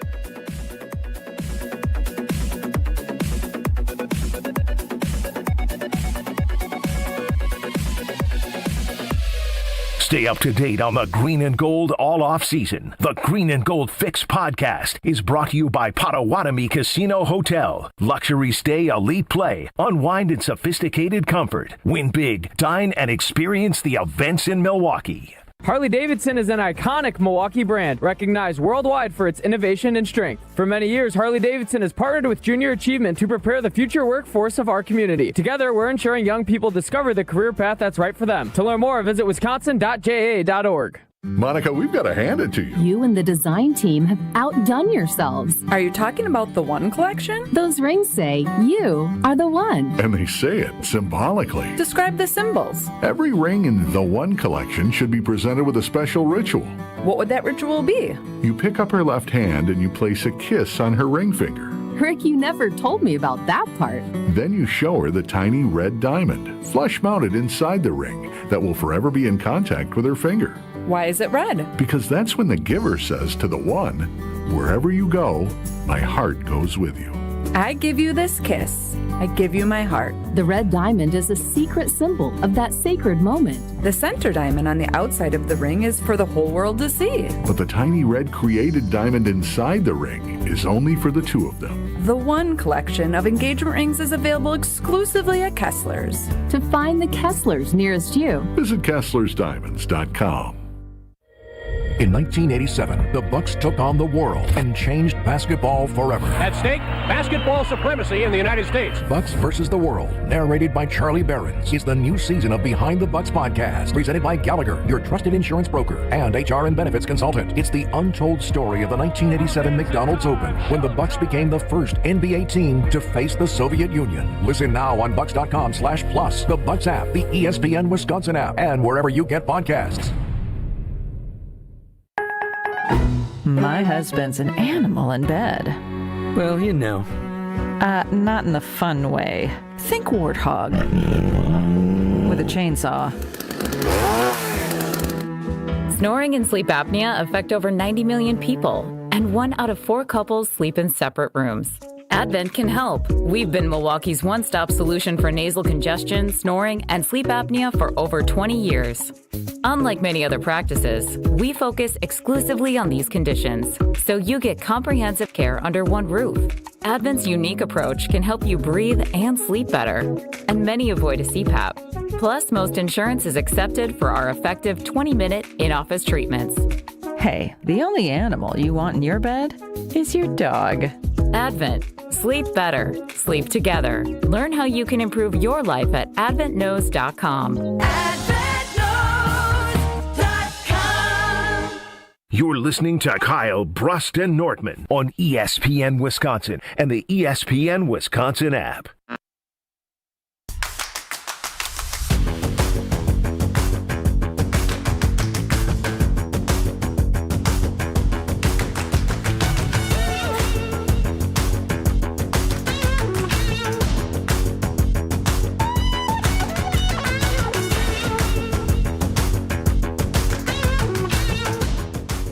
Y'all know what time it is. It means it's time for Marc Tauscher to join us here on Kyle Brust and Nortman. You can hear Tausch weekdays 9 to noon on Willie and Tausch.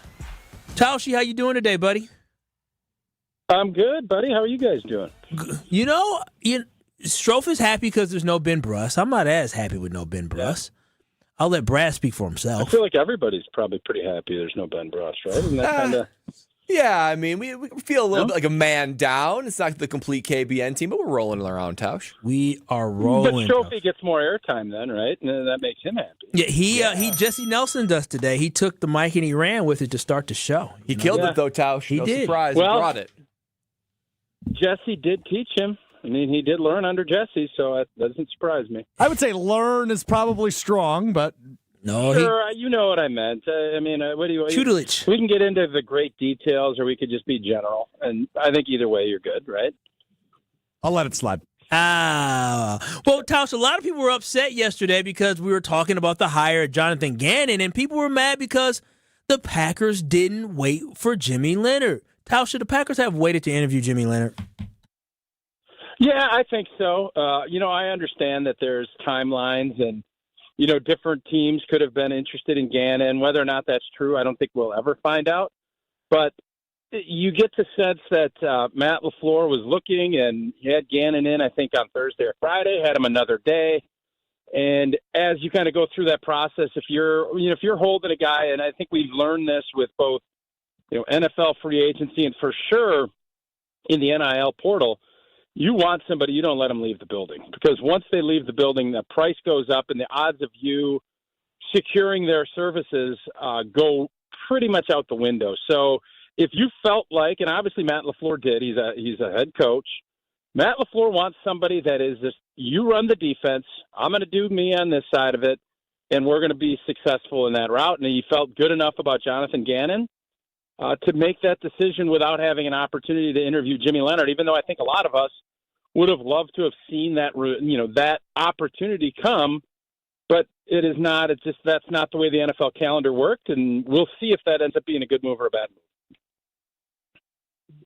move. Tausch, I just did a segment, Nerd Man, that goes deep into the numbers, Tausch. Nerd Man. Basically, when the Packers went to the Super Bowl, 96, they were first in scoring defense. 97, fifth. In 2010, your Super Bowl, Tausch, first in scoring defense again. Since 2011 till today, the numbers say they've basically been above average. On average, 12th with a standard deviation of 4, so they're usually falling between 16th and 8th on scoring defense. Now, my question to you is, and it spit out that the top defenses throughout that time, Seahawks and Broncos and Eagles and Chiefs, teams that went to and won a Super Bowl, they need to have a top defense to go to and win a Super Bowl. What hope do you have for this defense in the near future to actually crack the top 5 and be a top defense? Because I think that's needed for them to actually make a real Super Bowl run.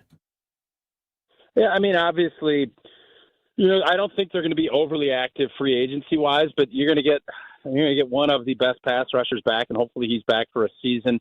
And I'm guessing you're going to, do some things in the defensive backfield, whether it's draft picks or, guys that get cut, or maybe there is a free agent out there that maybe Green Bay feels like can help.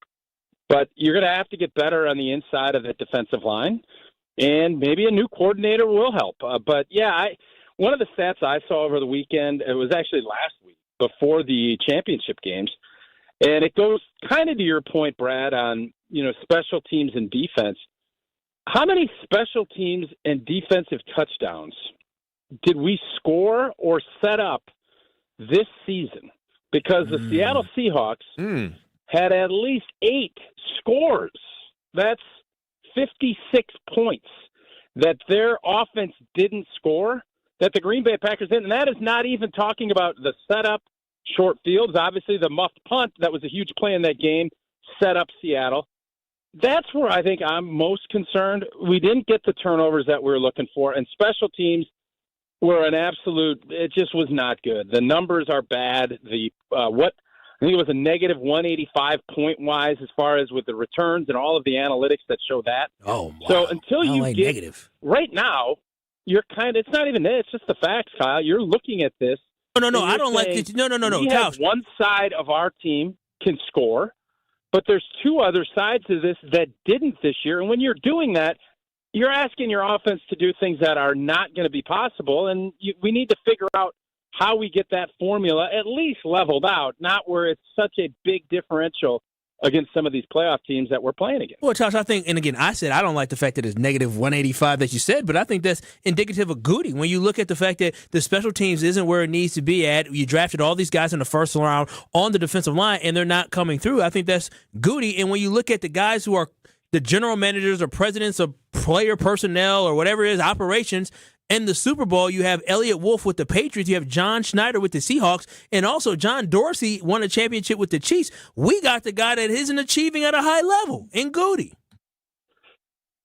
Well, I mean, if you look at last year, and again, it's everything's, turnovers are there is a little bit of a luck component to it, but we were good enough last year defensively, and then you added a Micah Parsons. So I understand this is going to be the narrative in Green Bay. Schneider has done a fantastic job in Seattle, and obviously Elliott Wolf, and, you went through the list, the Ron Wolf tree, and Brian Gutekunst is part of that tree. And there is no doubt, whether it's coaching or whether it's personnel, the special teams unit needs to be markedly better than what we've seen. And it just feels like if you don't make a change and you don't do anything different, what is going to change? And maybe it'll be personnel and you go with some more veterans. And I know Jason has been kind of harping on that. But the bottom line is you can't consistently ask to have to overcome the amount of numbers that you do in order to win football games, especially against really good teams. We need to get that formula figured out. And if that is better players or if it's a better scheme or it's whatever that is, I would hope that they're digging into that and trying to figure it out sooner rather than later. Well, Tausch, that kind of leads me to the next question. With Matt LaFleur, this is the time of year where they're making staff changes. It looks like Bisaccia is going to come back as special teams coordinator, and Steno did not get his offensive coordinator job, so maybe he comes back as OC for the Green Bay Packers. It'll make Matt LaFleur have to fire him to move on to somebody else. Do you like the Matt LaFleur approach of kind of giving guys an extra year firing them or moving on a year too late? Because the rest of the league would probably move on maybe even a year earlier than Matt LaFleur. Do you like the continuity, or do you think Matt LaFleur should be more proactive in changing his staff? That's a good question. And I think until we haven't even heard that Matt LaFleur got his contract extension yet. I mean, it's still nothing has been announced by the actual team. We've heard through, different reporters that it is, and I'm sure it is. But until that's the case, and I know he was, going through his process finding a new D coordinator, but I would think that there is going to be some changes on the staff because, yes, its continuity is very good. I think continuity is great when things are the way you want. But if you want to talk urgency and you want to talk about getting better and being accountable, I think it's a hard sell if you bring everybody back on that staff and just expect things to be a lot different when you've seen this is kind of what we are for the last couple of seasons. And how is that going to change? I think that's a really tough sell. And again, I don't know what the plans are by Matt LaFleur and his, going through his process with staff, but I do know all of these NFL head coaching jobs are getting snapped up, and they are hiring coordinators and O-line coaches and special teams coordinators at a really high clip. And if you want to make a move like that, I would think you'd want to be moving, not sitting around waiting a couple more weeks. And it's already been 2 weeks since the Matt LaFleur announcements happened. We are joined by Marc Tauscher, host of Wilde and Tauscher. You can hear right here on ESPN Wisconsin, 9 to noon. Now, Tausch, what are your expectations in year one from Jonathan Gannon? Can he really elevate this defense from what they were? Yeah, it has to be. There isn't, let's let him do all this stuff. And no, I mean, he has had a lot of success. Obviously, Philadelphia had a really good team and a good defense, and he won a championship with them. And then he's been a head coach. So I don't think there's going to be any, we have to give him time, give him this. No, you're bringing someone experienced in like that because you don't have time to kind of ease into it. And, our defense is struggling early, but they'll get better. I don't think if you want to win a division and host playoff games, we can't continue to do what we've done, which is, start slow. And, I know this year was a little bit different, but then things did get slow. We struggled in the middle part of the season. I just don't think there's going to be a lot of time for that. So, Jonathan Gannon's going to have to come in guns blazing, and, this defense will have to be rolling from the jump. I don't think there's going to be a ton of, let this thing develop under itself. I think when you have as many veterans coming back and a veteran coach leading them, I don't sense that there's going to be a ton of patience with. I know there won't be with our fan base, and I'm not sure how Matt LaFleur will feel about that. Thanks, Coach Gannon. Mike McCarthy named Pittsburgh Steelers head coach. Aaron Rodgers is the quarterback last year. In his opening press conference, Mike McCarthy said something to the effect of, who wouldn't want Aaron Rodgers back? He played great last year. Rodgers-McCarthy reunion. You in for it? And if you are, how far do they go next year? Yeah, I think it'd be awesome. Obviously, in the business we're in, it's fantastic. I'm going to be curious where Aaron's head's at. He knows what it takes to go through a season. I think he was worn out by the end of this year, but I do think the Steelers were better than I thought. I thought he played, he fought through some stuff and was able to go out there. And if you're going to, try to develop a young quarterback, Aaron Rodgers, when he knows that's the case, even when he was irritated about the draft of Jordan Love, he was very helpful. Jordan has spoken nothing but great things. So if that is the plan where you let Aaron, build and help develop the young talent, I think that'll be a challenge he'd be super excited about, and he can still play. Is he as great as he once was? No, but you saw him, have some games. It is really hard to answer the bell week in and week out when you're 42, 43, however old he's going to be, and he's dealt with some injuries the last couple of years. His feet and his legs just aren't the same as they were, and that is always what catches up. His arm is still as good as it's ever been. But I think for what Pittsburgh is looking for, if they're trying to develop Will Howard or whoever they draft, I don't know if you're going to find a guy that has been more willing and done a good job in helping develop young players. Well, they better draft somebody in the first round because Will Howard is not it. Tausch, have we seen the last of Giannis in the Bucks uniform? Yeah, I think so. It feels like it. And I was at the game on Wednesday when he played the full game, and it just something felt off about the whole thing. And it makes me sad. But the last thing you want to do, Mike Tomlin, who we just talked about, Mike McCarthy, You want volunteers, not hostages. And I think if you're in a position where you can just kind of tell everything is kind of falling apart, which it feels like to me, don't know if that's accurate, but that's how it felt. It comes down to trying to get the biggest haul you can get to try and set the organization up to reset. Because even with Giannis being healthy this year, for some of the game, it hasn't looked very good. So I think you can try and grasp at last straws and make one more big move. I don't think we're going to be happy with that either. So at some point, both of these sides got to figure out what is in the best interest. Because right now, I don't think anybody's happy. Anything for us, Tauscher?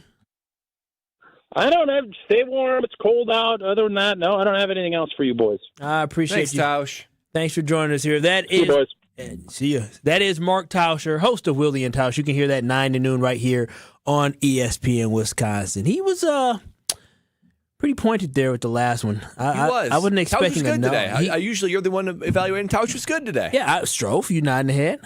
And yeah, that was pretty. At least for Tauscher's opinion. Pretty pointed. Yeah, I think I want to get into that Giannis because, again, Mark Spears had not a report, but he made a comment today believing, just like Tausch did, that we may have seen the last of Giannis in a Bucks uniform. Do you believe that's true? We'll talk about that next. It's Kyle, Brust, and Nortman. You're listening to Kyle, Brust, and Nortman, KBN. Caleb Williams sucks. On ESPN Wisconsin and the ESPN Wisconsin app. We've got eastbound 94 kind of backing up from 76th Street all the way to about Holly Road. Then again, right through the stadium interchange. Westbound 94, we've got delays from about 20th Street all the way to Holly Road. Also, it looks like we've got an incident on northbound 94 just north of the airport spur. The left shoulder is closed right now, so just watch out for that. It's kind of in a weird spot there. Southbound on 4394, you're backing up from Lincoln down to the KK River Crossing. Traffic is brought to you by Monster Jam, coming to Fiserv Forum this Saturday and Sunday. Buy tickets at Ticketmaster.com and watch Gravedigger, El Toro Loco, and other featured Monster Jam trucks. And checking the TMJ4 Storm Team forecast tonight. Partly cloudy skies, a low of 1 above. Then tomorrow, mostly sunny, a high of 11. From the WTMJ Traffic Center, I'm Debbie Lazaga on 94.5 ESPN. My house has a new glow. I love my windows. Hey, it's Kyle Wallace. Buy 4 windows, get 4 free, and 0% financing for 60 months, $1,000 off, plus a bonus vacation voucher. Restrictions apply. Call 414-410-2000. And like me, you'll be saying, I love my windows. I love my windows. They've got that brand new home effect. Universal Windows Direct. Brewers mini ticket plans for the 2026 season are available now with 6-game, 12-game, and build your own plan options. You can pick or build the best plan for your schedule, whether you're gearing up for tailgates under the sun, the thrill of the home runs, or the eruptions of walk-off wins. Brewers mini plans have you covered for the 2026 season with specially discounted ticket rates and more exclusive perks in each plan. Check out all the mini plan options available for 2026 now at brewers.com/ticket plans. Good Karma Brands is proud to be an equal opportunity employer, providing equal employment, development, and advancement opportunities to all teammates and applicants. To learn more about careers with us, please send an email to talentacquisition@goodkarmabrands.com. That's talentacquisition@goodkarmabrands.com. Hey, this is Jason Wilde from Wilde & Tausch. Valentine's Day is almost here, and Racine Danish Kringles has you covered with their heart-shaped Kringle. You know my family loves Kringle from Racine Danish Kringles, and sometimes they share it with me. Racine Danish Kringles offers a heart-shaped Kringle with pink icing in raspberry, chocolate silk, cherry, and pecan flavors to send to your loved one. Order at Kringle.com or call 800-4DANISH. Racine Danish Kringles, the official pastry of ESPN Wisconsin. It's not just a treat, it's a tradition. Life's better with American Family Insurance because we know you love working weekends. If it means working on your dream home, both inside and out. And we're here to help protect those dreams so you can enjoy peace of mind. Save up to 40% when you bundle home and auto. American Family Insurance.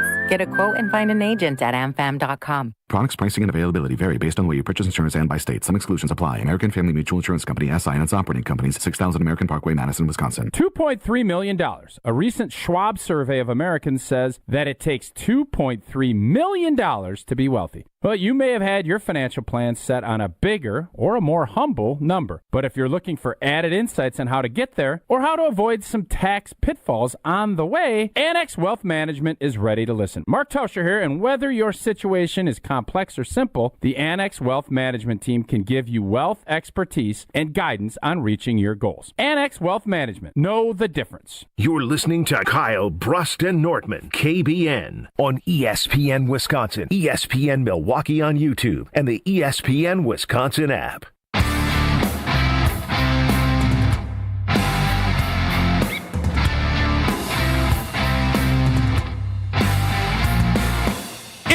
Kyle Brust and Nortman, no Ben Brust.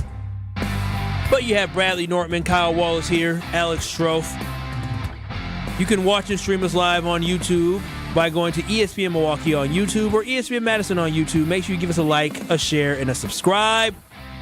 Also, make sure you download that ESPN Wisconsin app.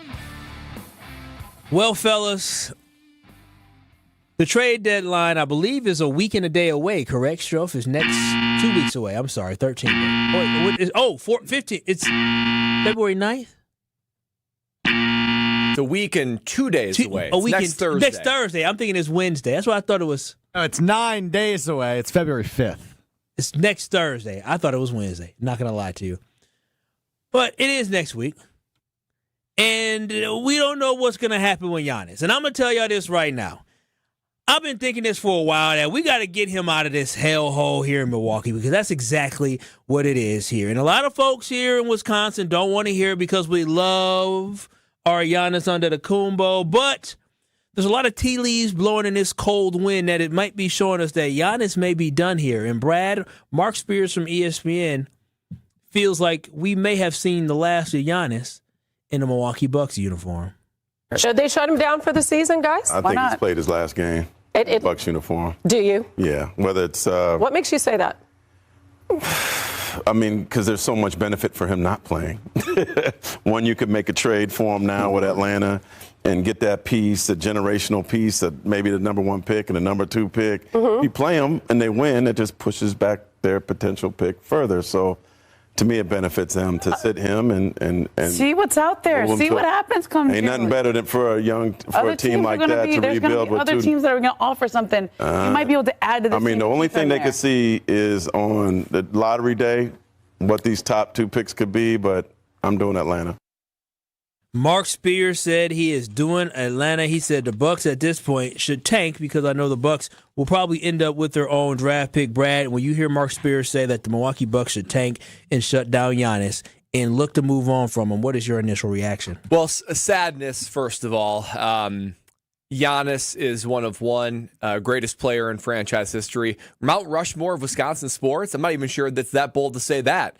So it's sad.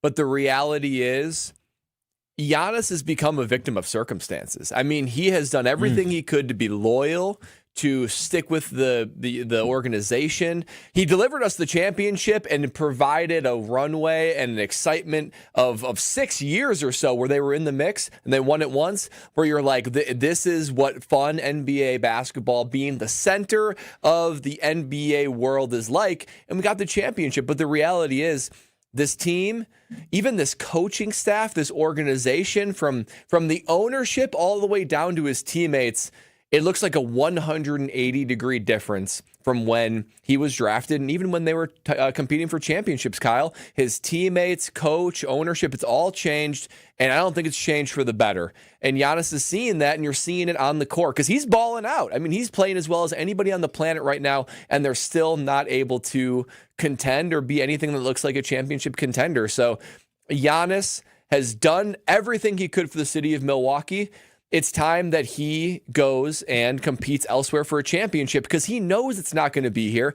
The Bucks don't have the cap space. They don't have the draft capital to be able to pull a turnaround in a short enough time for him to still be in his prime. So It benefits Giannis to go somewhere else, even though he said all along he wants to be loyal. He wants to be here for a long period of time. But at some points, enough's enough, and this is his career. So for Giannis's sake, he should go somewhere else so that his greatness can be put on full display and not shoved on with a lid here in Milwaukee, playing with a bunch of guys who can't get it done and aren't even close to getting it done. And for the Bucks, you're not going to win a championship anytime soon with or without Giannis. There'll never be a greater time to try to claw back some of the horrible decisions you've made, getting rid of all your assets. The only thing you can do is try to get a top pick in a really, really, really talented draft class. Yeah, so for me, when I think about it, it's just an absolute shame that Giannis has to live through this. The kid was basically raised here in Milwaukee. He's only known the city of Milwaukee since he got here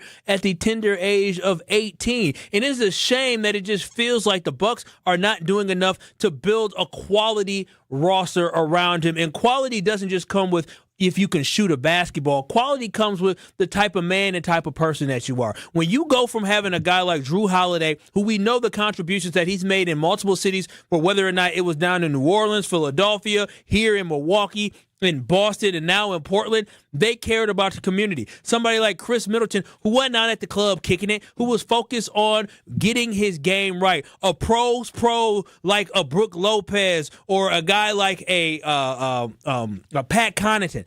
Giannis went from having pros and professionals around him to going back to having guys that don't know how to win championships. Kids. No, but they don't know how to win. You got a whole bunch of guys that don't know how to win. Outside of Bobby Portis and Thanasis, you don't have anybody on this team that has a championship type pedigree. When I think back to the Bucks when they had DJ Wilson and when they had Rashad Vaughn, they had John Henson. They're all around my age. And you know what they were doing? They weren't in the gym focusing. They were out in the club. I ain't never seen Giannis out in the club. I ain't never seen him kicking it. I see him locked in and focused. And so I feel like this roster is shifted back to being a whole bunch of guys that are not professionals, that are not focusing on playing, winning basketball. And so my frustration comes with this organization is that, listen, when you went on and you decided to bring in Doc Rivers, which I felt like it was a weird snake move and how they moved on from Adrian Griffin like that, is you brought in a guy who has won a championship before, has gotten teams to being good, but has blown a lot of 3-1 leads. And so Bud was the better solution. And now hindsight 2020, we probably should have rolled this thing out with Bud. And now we're in a situation where Giannis just seems like the team isn't good around him. And what is he supposed to do? Giannis is giving it all. Giannis got hurt early in the last game, came back, kept playing, and ended up hurting his calf more to the fact that he may not play again for the rest of the season. And this is all our doing. We did not develop a good enough roster around him. So if Giannis demands a trade, then so be it. So be it. Because you have to reap what you sow. And what we sowed is a garbage organization, once again, being trash and not supporting Giannis the way that they should have. Yeah, I mean, whether it's traded now before the trade deadline in 9 days, or whether it's the summer and you see how wait till Giannis is healthy, you see how the lottery pans out. I just think trading him is the only way to go, because if Giannis came to me in a year and a half, right? So he can opt out of his contract, not summer of 26, but summer of 27. They ain't winning the championship over the next 2 years. That much is clear. I'm not going to do a Greek accent because I don't do it very well. But if you said to me, Brad, you're my advisor, what should I do? Should I stay with the Bucks or should I go somewhere else? I would say run somewhere else where you can actually go win a championship. You and I both know, Giannis, this organization, this roster, it's not tailor-made for you to be your best, for you to put you on a pedestal, and for you to get that second championship that you deserve to get. So if that's going to be inevitable, then the Bucks owe it to themselves and they owe it to the future of the organization to get anything they can from him. And he's the best player in the world, so they'll be able to get quite a bit. This is what Giannis should do. Giannis should go to the Bucks today and literally say, you all have until Monday to put together a presentation on what next season looks like. I want you to do your pitch, because you know when guys are free agents, you do the sales pitch, what the team's going to look like. Giannis should say, you have until Monday to give me a sales pitch on what are you going to do with this first round pick. Not we're going to try to flip it. No. What are we going to do to build this roster? Because they continue to swing and miss. You need to tell me, what is this team going to look like? Who are you going to try to get? How are we going to free us up financially? How are we going to get this roster where we get workman's-like mentality around me again? Where are you going to give guys who are going to be able to have ball movement as Doc has asked for? He said the ball's got to keep moving. It's got to keep moving. Who are you going to put on this team and this roster? Who are you going to go get to try to build this team around me? They have until Monday. If they can't put together a way that they're going to continue to build this roster around Giannis, where it's not just him, because he can't do it by himself. He can't. Kevin Porter Jr. ain't going to help us win a championship. How much I love Bobby Portis ain't going to help us win a championship being a number 2 type guy. Miles Turner just isn't working out the way that it should. Kyle Kuzma has been an absolute flop. You don't have a Drew Holiday. You don't have a Chris Middleton. That's what it took to win a championship. Brook Lopez is the all-time leading scorer for the Brooklyn Nets. That is the caliber of guys that we had on this team playing a role player position to win a championship. You ain't got that now. So if they can't put together a plan for Giannis, then Giannis to say, y'all know what to do. So you have until Monday to figure it out, or then maybe we have bigger conversations come Thursday where I get the heck up out of here. Yeah, I can't think of what they'd possibly put in front of them because the Bucks do have the higher of the draft pick between them and the where the Pelicans finish. So you might get a top 15, might get a top 10, might get a 5 pick, even if you do nothing. But even if you do that, this is a great draft upcoming. Some rookie won't be completely ready to push this team over. Even a great rookie won't be able to push this team into a championship conversation. So they're hamstrung by the Damian Lillard cap hit they're taking each of the next 5 years. Clearly way overpaid for Miles Turner. No other superstars on the team that are just dead weight in cap. You still have Giannis's big contract. You're not going to be able to do a lot in free agency. You don't have a lot of picks coming up. So I don't see any way they can become a championship contender. Botched move from the GMs. Bad decisions, and a team around Giannis that's honestly not the caliber of player that Giannis deserves to play with. 800-990-3776. That is the Carbless talking text line where list is more. Did the Milwaukee Bucks do enough to build a championship roster around Giannis for what some will say is Act 3 of Giannis with the Milwaukee Bucks? Again, the talking text line is 800-990-3776. You can also watch and stream us live on YouTube by going to 1017 The Truth on YouTube. That's 101. That's ESPN Milwaukee on YouTube. You know what happened, Strofe? I was reading the text line. Somebody said rage bait, and I went in autopilot mode. I've been cooking today when it comes to that.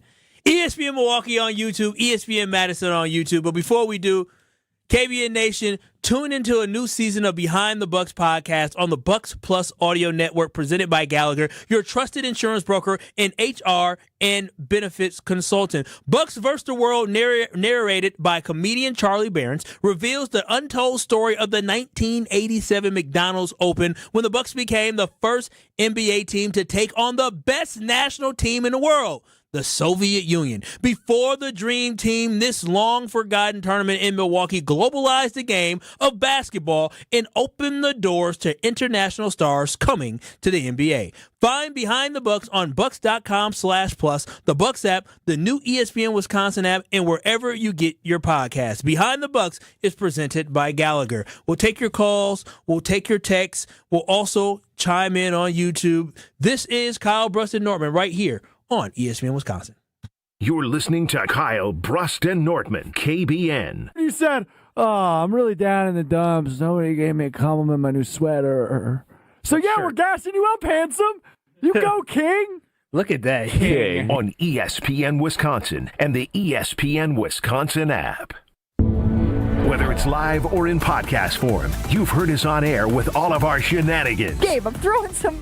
Why are you throwing? I don't want. Now see your favorite 94.5 ESPN shows streaming on video. By me, by the way. I hit that microphone like 4 out of 6 times on that. Subscribe to ESPN Milwaukee on YouTube and get notified when we hit the air live. Plus, you can watch back any second that you miss and see original digital content too. Watch, listen, interact. ESPN Milwaukee on YouTube. Kyle Brust Nortman's Ben Brust here for Grimal & Associates Insurance. They do what anyone with a growing family, like myself, does. Protect what matters most. Grimal & Associates specializes in coverage that's tailored exactly to you. Clients aren't just policies. They're part of their community. Personalized American Family Insurance back service, expert guidance, and genuine commitment. Grimal & Associates focuses on building trusted relationships and providing peace of mind. The same values they've had for over 30 years in the Milwaukee area. Connect with Grimal & Associates at teamgrimal.com. An ESPN Radio Extra Point. with Chris Canty. If I know that there's going to be bad weather rolling in, then I'm trying to take as many points as I can as quick as I can. If the weather was going to be what it was in the first half, in the second half, I get it. Plenty of opportunities to get back in this game.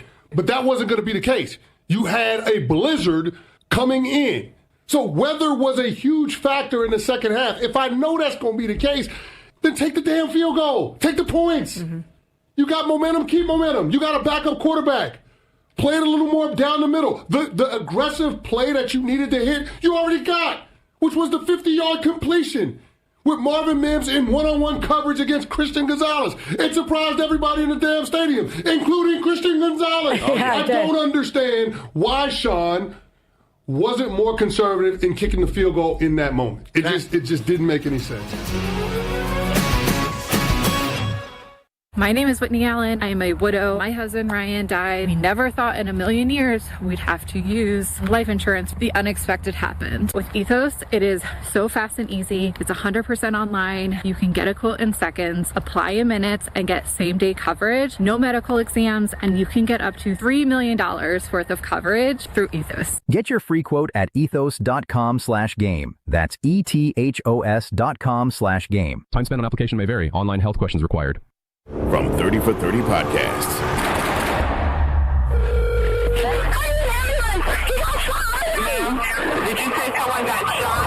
Brian Pata, senior defensive lineman from Miami, gunned down. The key to this case, it's Brian. An hour before he died, he was on the phone arguing with somebody. This might be a hit. You want the truth. They just want a conviction. Being placed under arrest. We had a killer amongst us. Murder at the U, coming soon. Hey Tom, I want a new hoop for the kids. Any ideas? Yeah, I got mine from Precision Sports over 10 years ago. They helped me choose the right hoop, installed it, and even painted my court lines. Nice. How do I reach them? Easy. PrecisionSportsOnline.com for a free quote. Dinner chaos? Not tonight. Not when you got Screamin' Sicilian Detroit-style pizza on the table. It's got a thick and airy crust, that crispy, caramelized edge, tons of toppings baked into perfection right in its own pan. Available in cheese. You got the pepperoni, the multi-meat. Supreme is fantastic, all delicious. Every bite brings a little peace and harmony to the table. It's Screamin' Sicilian Detroit-style. Dinner drama diffused. Find it in your local grocer's freezer section. Students learn best when they can put their knowledge into action. JA's Stock Market Challenge teaches high school students how to analyze stocks and how current events impact value. Thanks to RSM, our partner that makes this program possible. It's just one of many ways JA brings learning to life. To learn more, visit wisconsin.ja.org. You're listening to Kyle Brust and Nortman, KBN, on ESPN Wisconsin, ESPN Milwaukee on YouTube, and the ESPN Wisconsin app.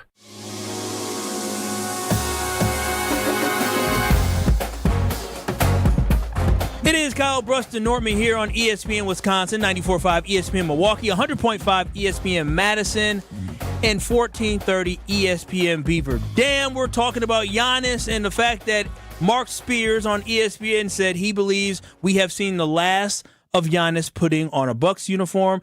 Do you believe that is true? 800-990-3776. Eric in Green Bay. Are you mad at Giannis? Definitely not mad at Giannis at all here. Right off the bat, I have a 3-year-old helping me cook dinner, so if you hear some background noise, that's what's going on. But for me, I totally understand the situation with, I think the term is like a sunk cost fallacy, right? Where we've invested right now into what turned out to be a bad roster, and then continuing to invest more assets, i.e. the lone first-round pick we have in some time, and it could be a good one. And to continue to dig deeper in an investment that's not working out seems like the wrong way to go here. When I look at what we did in the past, whether it was bringing in Drew Holiday or Dame Lillard, and even the offseason signing with Turner, we've taken some pretty massive swings. And I think when you swing that big, what you're going to see is either a home run, and that's what we did with a couple close. Thank you so much, Eric. Sunk cost fallacy, standard deviation. Love it. We love it so much. We'll continue talking Giannis on the other side. Jim, Matt, and Molly coming up next on 100.5 ESPN Madison and the Damn Sports Show on ESPN Beaver Dam. We'll be back in 2 minutes. We've got eastbound 94 kind of backing up from 76th Street all the way to about Holly Road. Then again, right through the stadium interchange. Westbound 94, we've got delays from about 20th Street all the way to Holly Road. Also, it looks like we've got an incident on northbound 94 just north of the airport spur. The left shoulder is closed right now, so just watch out for that. It's kind of in a weird spot there. Southbound on 4394, you're backing up from Lincoln down to the KK River Crossing. Traffic is brought to you by Monster Jam, coming to Fiserv Forum this Saturday and Sunday. Buy tickets at Ticketmaster.com and watch Gravedigger, El Toro Loco, and other featured Monster Jam trucks. And checking the TMJ4 Storm Team forecast tonight. Partly cloudy skies, a low of 1 above. Then tomorrow, mostly sunny, a high of 11. From the WTMJ Traffic Center, I'm Debbie Lazaga on 94.5 ESPN. Rick, tell Sarah about the practical joke you came up with. Okay, Sarah, this is really great. Are you ready? Rick, I'm always ready. I walk around in a constant state of readiness. A man buys a woman a pair of diamond stud earrings from Kessler's. So far, this doesn't sound like much of a practical joke. Be patient, he's not done yet. And then on her birthday, or Valentine's Day, or Mother's Day, or Tuesday, he sneaks them out of her jewelry box and replaces them with a larger pair. Well, as practical jokes go, this one sounds delightful, but it also sounds expensive. No, he bought them at Kessler's, remember? When you buy diamond stud earrings from Kessler's, and we have them for $180 to $24,000 a pair, you always get 100% of the price you paid when you trade up for a larger pair. He just pays the difference? He just pays the difference. I love practical jokes. When do I get my first pair? For the Kesslers nearest you, go to KesslersDiamonds.com. You're listening to 94.5 ESPN, WKTI and WKTI HD Milwaukee, a Good Karma Brands radio station. Broadcasting live from the Gruber Law Office's One Call That's All studio at the Avenue in downtown Milwaukee. This is Kyle Bruston Nortman, KBN on 94.5 ESPN. The ESPN Wisconsin app, and streaming live at ESPN Milwaukee on YouTube. The 414 Hour on KBN is brought to you by Siding Unlimited. Siding Unlimited is Wisconsin's leader in Pella window installation. Looking for new windows, siding, roof, and doors? Visit them at sidingunlimited.com. It's the 414 Hour at Bo on KBN. 414. Yeah. 414. Yeah. 414. Okay. 414. You know what? Brad, I tried to massage it in there a little bit. No, you tease it out a little bit. You switched it up. That's okay. I like that. You switched it up. I wish you were at the wedding, because if you were coming to the wedding, I would play this just so you can. Hey, what did I miss? Oh, you weren't here. Brad can't go. Yeah, unfortunately. You can't go to the wedding? No, he can't go. We got like a. When was this discovered? Oh, months ago. Like a decades in the making family reunion that's going to be occurring the same day. Oh, hold on. Decades is quite decades long. He said decades. Decades plural. Well, yeah, that's more than 10 years. This has been getting planned since before you enrolled at UW. Well, it was getting planned since before Kyle had a date. I will say that, but that's not decades. The last time this family reunion happened in this fashion was summer of '96. Wow! So this is 30 years. 30 years. Oh, y'all don't do? Do y'all do family? I do. My family does family reunions like every year. Well, nope. No. The answer is no. Is this your side or her side? My side. Oh, my side. Mama or dad? Mama. Oh, wow. Yeah. Okay. Yeah. And we're all like, it's a great side of the family. Just you're not going to get it very often. So I do hate it, Kyle. When you said you landed on that date, I said no. I hate it too. And you're going to be gone that Friday too, because I was going to welcome you to come to our welcome party, so you can at least hang out with some people. But maybe we'll see. What, you leave on that Friday? Probably leave on that Friday, but maybe you can leave early Saturday morning. If you don't, more than welcome. We're finalizing all the stuff, so I'm more than happy to come. I can't believe this. Why? You beside yourself? I can't believe you didn't know this. We talked about this. Yeah. I don't think I was here when this happened. Oh, okay. This seems like the world is shattering around me. I feel like I'd remember this. Yeah, I know. It won't be the same, Strofe. It won't be the same. That's messed up, man. Yeah, well. Decades long. Decades in the making. I really wanted Brad to be there because I like to be there too. I want to show you the other side. Like I want to see the other side. The 9 to 5 Kyle, all buttoned up, all professional, and then you got the after 5 Kyle that let loose a little bit, turn up a little bit. I want to see turned up Kyle. Yeah, I've never seen turned up Kyle. I get a little loose sometimes. You know what I'm saying? I'm the same guy. But how loose are you going to be at the wedding? Right? Yeah, you have to remain a little bit have some decorum. I'm gonna have decorum, but it's my wedding. And let me tell you something about me. Like I'm the type of person when I get around my boys. And then you start playing my music. And let me tell you, I like ratchet music. I like music that gets you hyped up. Like stuff that make me, when they talk about stuff I ain't never did before, but I'm rapping about it. I'm the type of dude that feel like that, and then my boys start doing it, so I get excited. Well, so I got a question now, because if we roll back the clock to Ben's wedding, VP of Content Evan Cohen was invited, and CEO of the company, Craig Karmazin. Are those similar invitations being extended? Are you going to have to be rapping in a ratchet style in front of Craig Karmazin? Let me tell you something. All right, first and foremost, it's my wedding. I do what the hell I want to do. Okay, I pay for all this. Well, we pay for all this. That's true. We for sure. Without her, it would we being you and Craig. No, we be me and baby girl and baby girl's family. Because that's tradition. We're traditional folks. But at the end of the day, I ain't butting up nothing from nobody. And if you listen to Sunday Karma, I push Craig. Do I not, Strofe? Do I push his button sometimes? Not as much now with you and Greg being there. But before, I didn't back down. Strofe was scared of Craig. I don't understand what that had to do with me. Are you scared of Craig? No. Oh, my gosh. Yeah, I'm afraid. I don't know what I should say. He's the CEO. He's our boss. He signs our checks. I've never once said any of those you things. 100% say that. See, the problem is you a slave to the check. The check ain't a slave to you. The check is a slave to me. The check is a slave to me. I ain't worried about nothing. What are you talking? What's the question? Yeah, we did.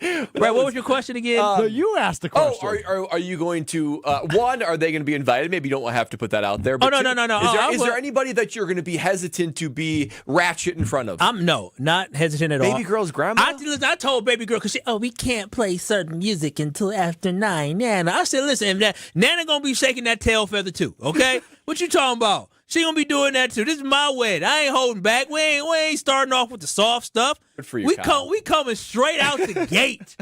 Get up, dance, shake some behind. Have a good time. Now I'm really mad I'm missing. Yeah, I got a whole long playlist. It's gonna be cracking. And then on top of that, like my boy who's in the wedding, his wife was like, Kyle, I can't wait till your wedding because I know it's gonna be good. The music's gonna be cracking. Because they know I get down. Ratchet music. I love it. I don't come off that way, but I love it. Is the first song going to be ratchet? Man, listen, if I had it my way, the first song would be Get It Sexy or Take Me Through There, which we no longer can play any licensed music. But it would be music to get people going. Strong start. Definitely strong start. But no. And also, listen, invite-wise, I'm not Ben Bruss. I'm not dangling the invite in front of. Listen, if either you invited or you're not. What am I going to do here? This ain't no free event. This ain't no free party. This ain't open to the public. We not offering none of that. No. Only people I want there are going to be there. Okay. Stand on business. Yeah, man of the what it look like? Somebody said, is Josh invited? No, Josh is not invited. I like Josh, but we ain't that cool. Next question. I can keep going. Is Craig invited? Craig is invited, but I've known Craig since I was 18 years old. Oh, wow. Real talk. So he wouldn't be surprised to see you shaking that booty. No, Craig, listen, Craig. Tail feather. Yeah. Tail feather. Tail feather. Craig, me and Craig have had some good conversations. So on air. On some questionable conversations on air. So, yeah. So I ain't worried about that. There you go. Because some people get nervous. I'm like, listen, no, I'm not inviting everybody who I work with. The hell I look like. Yeah. Good for you, Kyle. Yeah. Strofe only getting an invite because I work with him every day. Do you think he'll be an MVP at your wedding like he was for Ben? I was the MVP at Ben's wedding. No, Strofe will not be the MVP at my wedding. 100% won't. Will I get votes? No. You won't get votes. You sure about that? You don't have any rhythm, dude. Do you know? You must not. I kick it with folks who got rhythm, who have good time do you and party. Think your friends and family that have rhythm, what do you think they're going to think of Strofe? You said you work with this man every day? They're going to love me. So here's the thing. Here's the thing. Is that so I grew up I'm from Milwaukee, born and raised, but I grew up going to the suburbs, and a lot of dudes who was in my wedding, black dudes who went to the suburbs as well. So we used to goofy guys like Strofe, so we're used to that. So goofy we don't. What guys, Kyle? It seemed like you were gonna add another word in that. I didn't say. And so with Strofe is like, oh, that's like like my boy Ziggy. Like he reminds us of people. So we be like, oh, we embrace that type of stuff. We don't like he weird. So Strofe, you're gonna be embraced on my wedding day. So I'll be an MVP. Not the MVP, no. I'll be receiving votes on the All-Star team. No, Strofe is just gonna be a guy there. I would be surprised if he gets noticed. Have you been in a room with me before? There's a lot of I'll be surprised if you get noticed. I never thought. So you won't notice when I don't attend then. No, I would notice that, but you don't understand my family. I don't think you never met my mother before, or you might have met my mother. Is a hoot. Met your mother. She is a hoot. Yeah, we're gonna be best friends. She is. You saw leave Strofe alone. That was only a snippet. Okay. Yeah. Well, my mama wild one, and my auntie's loud.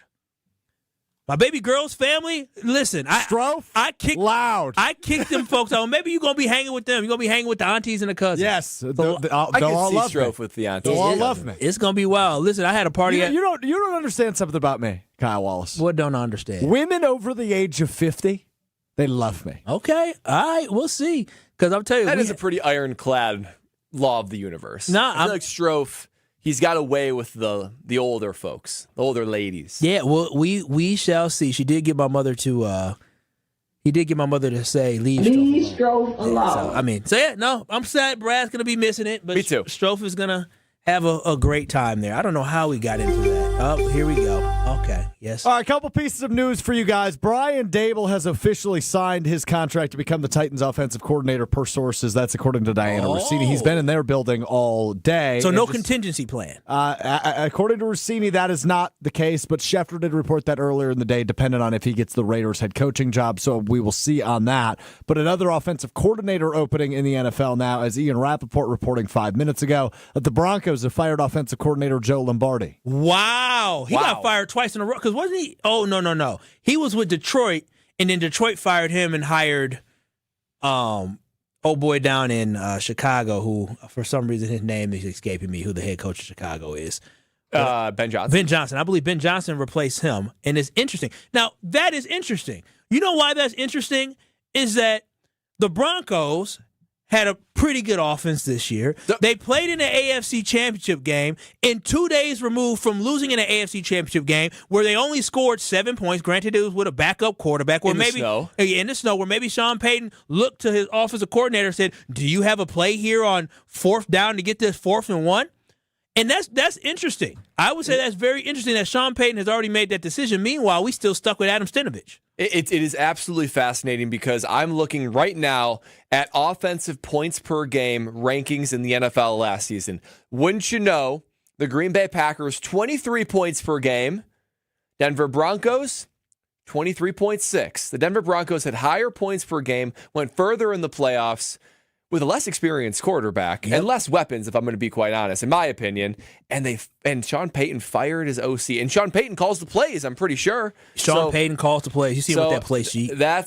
Sean Payton has always been that kind of coach that's been impatient, shake things up, tough to play and coach for. But man, I respect the hard lines being made and knowing that they're right there, but it's not good enough. No, that's the problem. That's it right there. Not the problem, but that's the significant thing. Is Sean Payton said, this is not good enough. The guy here, I know what it takes to win a Super Bowl, and when I evaluate this, is he good, right? And I went through the list before as we're talking about the fact that Adam Stenavich is still the offensive coordinator for the Green Bay Packers, but now it's reported that the Broncos are firing Joe Lombardi, who 2 days after playing or coaching in an AFC Championship game for a team that won 14 games, a team that was the number 1 seed overall, and a coach in Sean Payton who calls the plays, he obviously looked at Lombardi and said, you are not doing enough to help me. You are not doing enough in game planning to elevate the offensive pieces around us. You are not doing enough to ensure that these receivers, these running backs, our quarterback and Bo Nix is put in a position to succeed. I call the plays. I organize this, but you are supposed to be so dang good that I can give you the call sheet and this team wouldn't miss a beat. I love the fact that Sean Payton evaluated his offensive coordinator and said, you are not, when I ask these questions, I can't say yes to all of them, so you got to go. This is a team that literally was probably a healthy quarterback away from playing in a Super Bowl, and this was not good enough. They won 14 games. This was not good enough. You saw that Broncos offense torch our defense, and that was not good enough. Meanwhile, we have a coach in Adam Stenavich who tells us before a playoff game that Matthew Golden, this isn't going to be his time to shine, and Matthew Golden did exactly that. He shined in the playoff game. Matt LaFleur, grow some, as they say here, Ryan from Aguanago. It's time for you to grow some.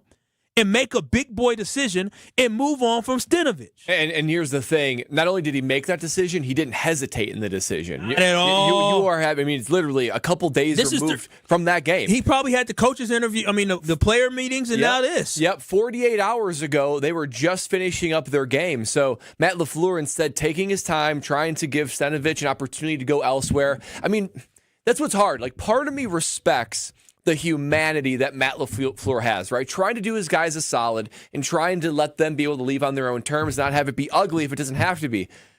But darn it, this is the NFL. Like, guys get cut and fired every single day. It is a not-for-long league, NFL, and that is reminded to you daily, whether you're a player, coach, GM, or whoever. So even though there is some level of respect of humanity that I have for Matt LaFleur, nobody else is operating on that. This is a dog-eat-dog business. It's the highest level of all competition in your sport, and this is what happens if you hesitate or if you allow something like loyalty to get in the way of greatness. Yeah, and I think loyalty is something that you definitely should have, because when you're loyal or you're trustworthy, you have morals. I think people trust themselves in that. But when I look at the Broncos situation where maybe they have a hot candidate in Davis Webb, who's a quarterback's coach for them, maybe he's saying, I think I have a guy on the staff that can do a better job. The Packers quarterback's coach in Mannion is getting looks at OC in Philadelphia. Yeah, and maybe be the same situation for Matt LaFleur. And so that is my whole thing, is that we talked about having a wandering eye, right? You should always be looking for, how can I improve this team? If excellence is not what you're being measured on, when you're talking about an organization of the Green Bay Packers who have been on the cusp, if you ask me, of getting to a Super Bowl, if you are not trying to bring in guys who bring excellence, then you are not doing us you're doing us injustice to this organization. Whether you like Jonathan Gannon or not, guess what? Jonathan Gannon had his defense playing at a high level in Philadelphia, where he got to the place that you want to go to. If you aren't aiming to find guys that can get you to a Super Bowl, then you don't need to be the head coach. And that is the frustration that I have, that you have, and clearly Alex Stroh has when it comes to Matt LaFleur, is it just doesn't seem like he prioritizes greatness over loyalty. Stroh, what is your reaction to this news that you broke to us? The reaction to the news that I broke to you. It goes back to complacency and no urgency, and loyalty being a negative quality of Matt LaFleur's in terms of being an NFL head coach. I think the Stenavich thing is the most puzzling part of this puzzle, if you will, to the offseason thus far. Nice. Yeah, thanks. Landed that plane. I'm just confused on what the holdup is on changes that I think everybody views as necessary. It's year 8. You haven't been able to get over the hump. You haven't won a playoff game in 2 years. You haven't won the division in what will be 5 years in 2026. Something's got to give, and you've got to make choices. Right now, all of the changes being made are not choices. Jeff Hafley chose to leave. The linebackers coach, the defensive backs coach chose to leave. Those are the only changes that you've made or will have to make. The only choice you've made is Jonathan Gannon as his replacement. But again, you were forced to make that decision. That wasn't your free will decision, and there should be more of those. So I'm just a little bit confused on the whole thing, and angry. I'm also angry.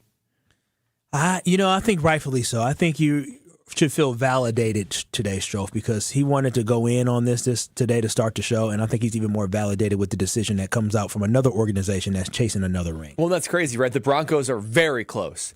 The Packers are close, right? I mean, you're talking about a team that's made the playoffs several times, had seemingly an insurmountable lead in Chicago that would advance them to the divisional round. I'm not sure if they would have beaten Seattle, especially seeing how good Seattle is the last couple of weeks. We'll never know. I should be going to Santa Clara. But we'll never know, and the Packers are close. That's inarguable. They're not necessarily in the inner circle of contenders, but they're knocking on the door. So you would think that some people might take that as, what we're doing is right. We should just keep on going with it. Or some people might say, we need to look at every margin and figure out how we can get better. And the Packers are doing the former, not the latter. Yeah, I'm just a firm believer. And it's tough because I'm a very loyal individual. Like I stand 10 toes down for anybody I work with in my proximity. If you with me, you with me. And I would stand 10 toes down with you.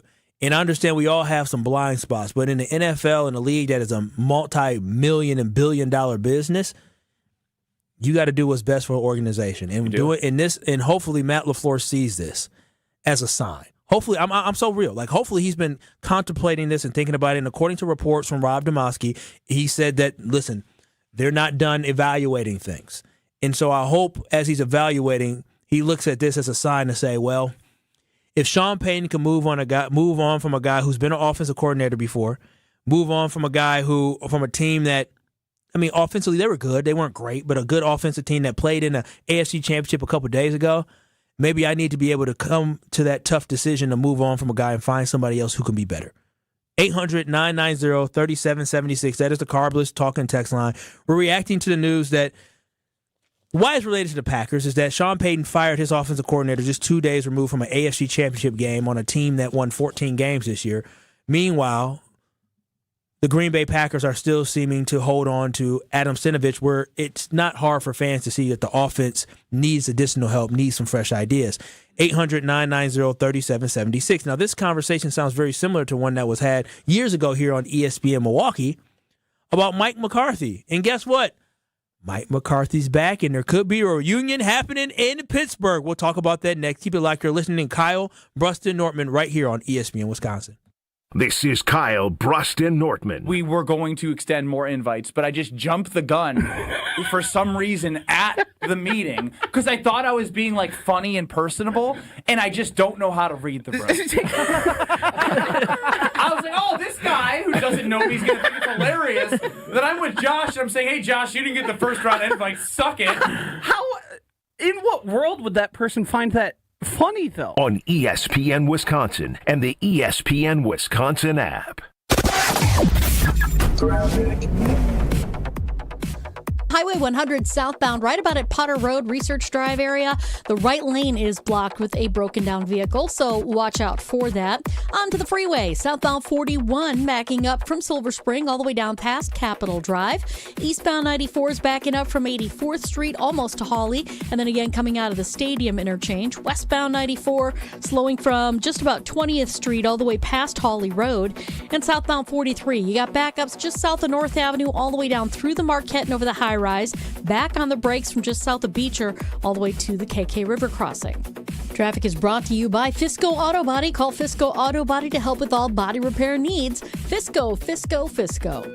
And checking the TMJ4 Storm Team forecast tonight, partly cloudy with a low of 1 above. Tomorrow, mostly sunny, a high of 11. From the WTMJ Traffic Center, I'm Debbie Lazaga on 94.5 ESPN. All the antics. The reason he's not running the ball real well this year is because his pants are way too high. You see him pull his pants up? Check it out. All the action. Should Matt LaFleur have waited to make this hire to at least talk to Jim Leonhard? The fear was if you didn't hire him over the weekend, by the time that you talked to Leonhard, kind of sorted all those ducks out, that Gannon might be off the market. The best of both worlds lives right here. Jen, Gabe, and Chewy. Weekday mornings from 7 to 9 on 94.5 ESPN, the ESPN Wisconsin app, and ESPN Milwaukee on YouTube. Rock a big win this January at Potawatomi Casino Hotel Milwaukee. Don't miss your chance to win a share of $60,000 in prizes every week. Just play with your rewards card for entries. Prize drawings on Thursdays. Plus, your January drawing entries all roll into an even bigger prize drawing in March. Rock on all month long, only at Potawatomi. More info online. Must be 21 and a rewards member to play.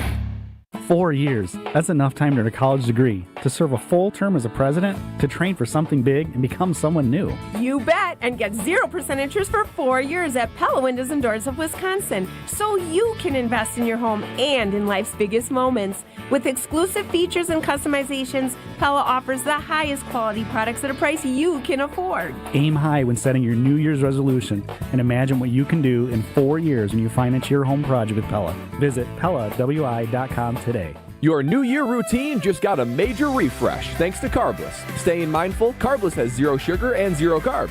Watching calories? We've got you covered. Still want something bold and delicious? Well, that's our specialty at Carbless. Whether you're out celebrating or settling into post-holiday goals, Carbless keeps things light, fun, and completely guilt-free. Start your 2026 with flavor and no compromise. Celebrate the new year with bold flavor, 0 guilt, and a drink that keeps things light. Happy New Year from Carbless. Let's make your new year feel flawless.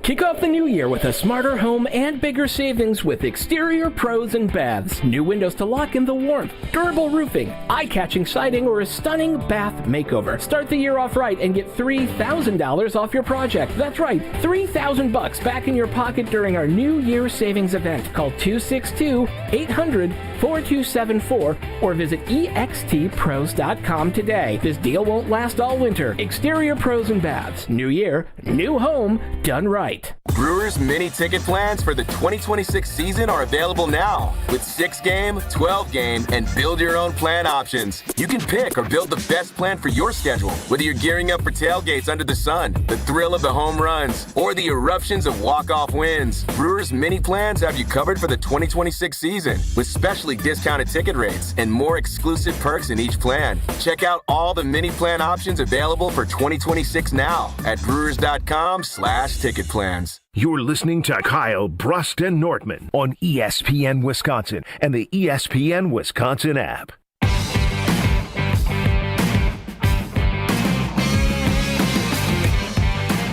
On days like today, if you feel like your furnace is kicking and working too hard, and you say, ooh, it's a little bit cold in here, it's probably your windows. They're not doing a good enough job to keep the warm air in, and the cold air is seeping into your home. I have a perfect solution for you. That is Universal Windows Direct. And right now they have a January offer that you cannot resist. You can buy 4 windows, get 4 free. And then on top of that, you can get 0% interest financing for 60 months. You can spread your payments over 5 years without paying a single penny of interest. But it gets even better, KBN Nation. You'll get an additional $1,000 off your entire project. And because they love you at Universal Windows Direct, it's cold here. How about a vacation? Yep, you'll get a vacation voucher through their Destination Motivation with every purchase. That's right. You'll go from winter chills to a warm getaway, all on Universal Windows Direct. Why wait? Call a free in-home estimate today.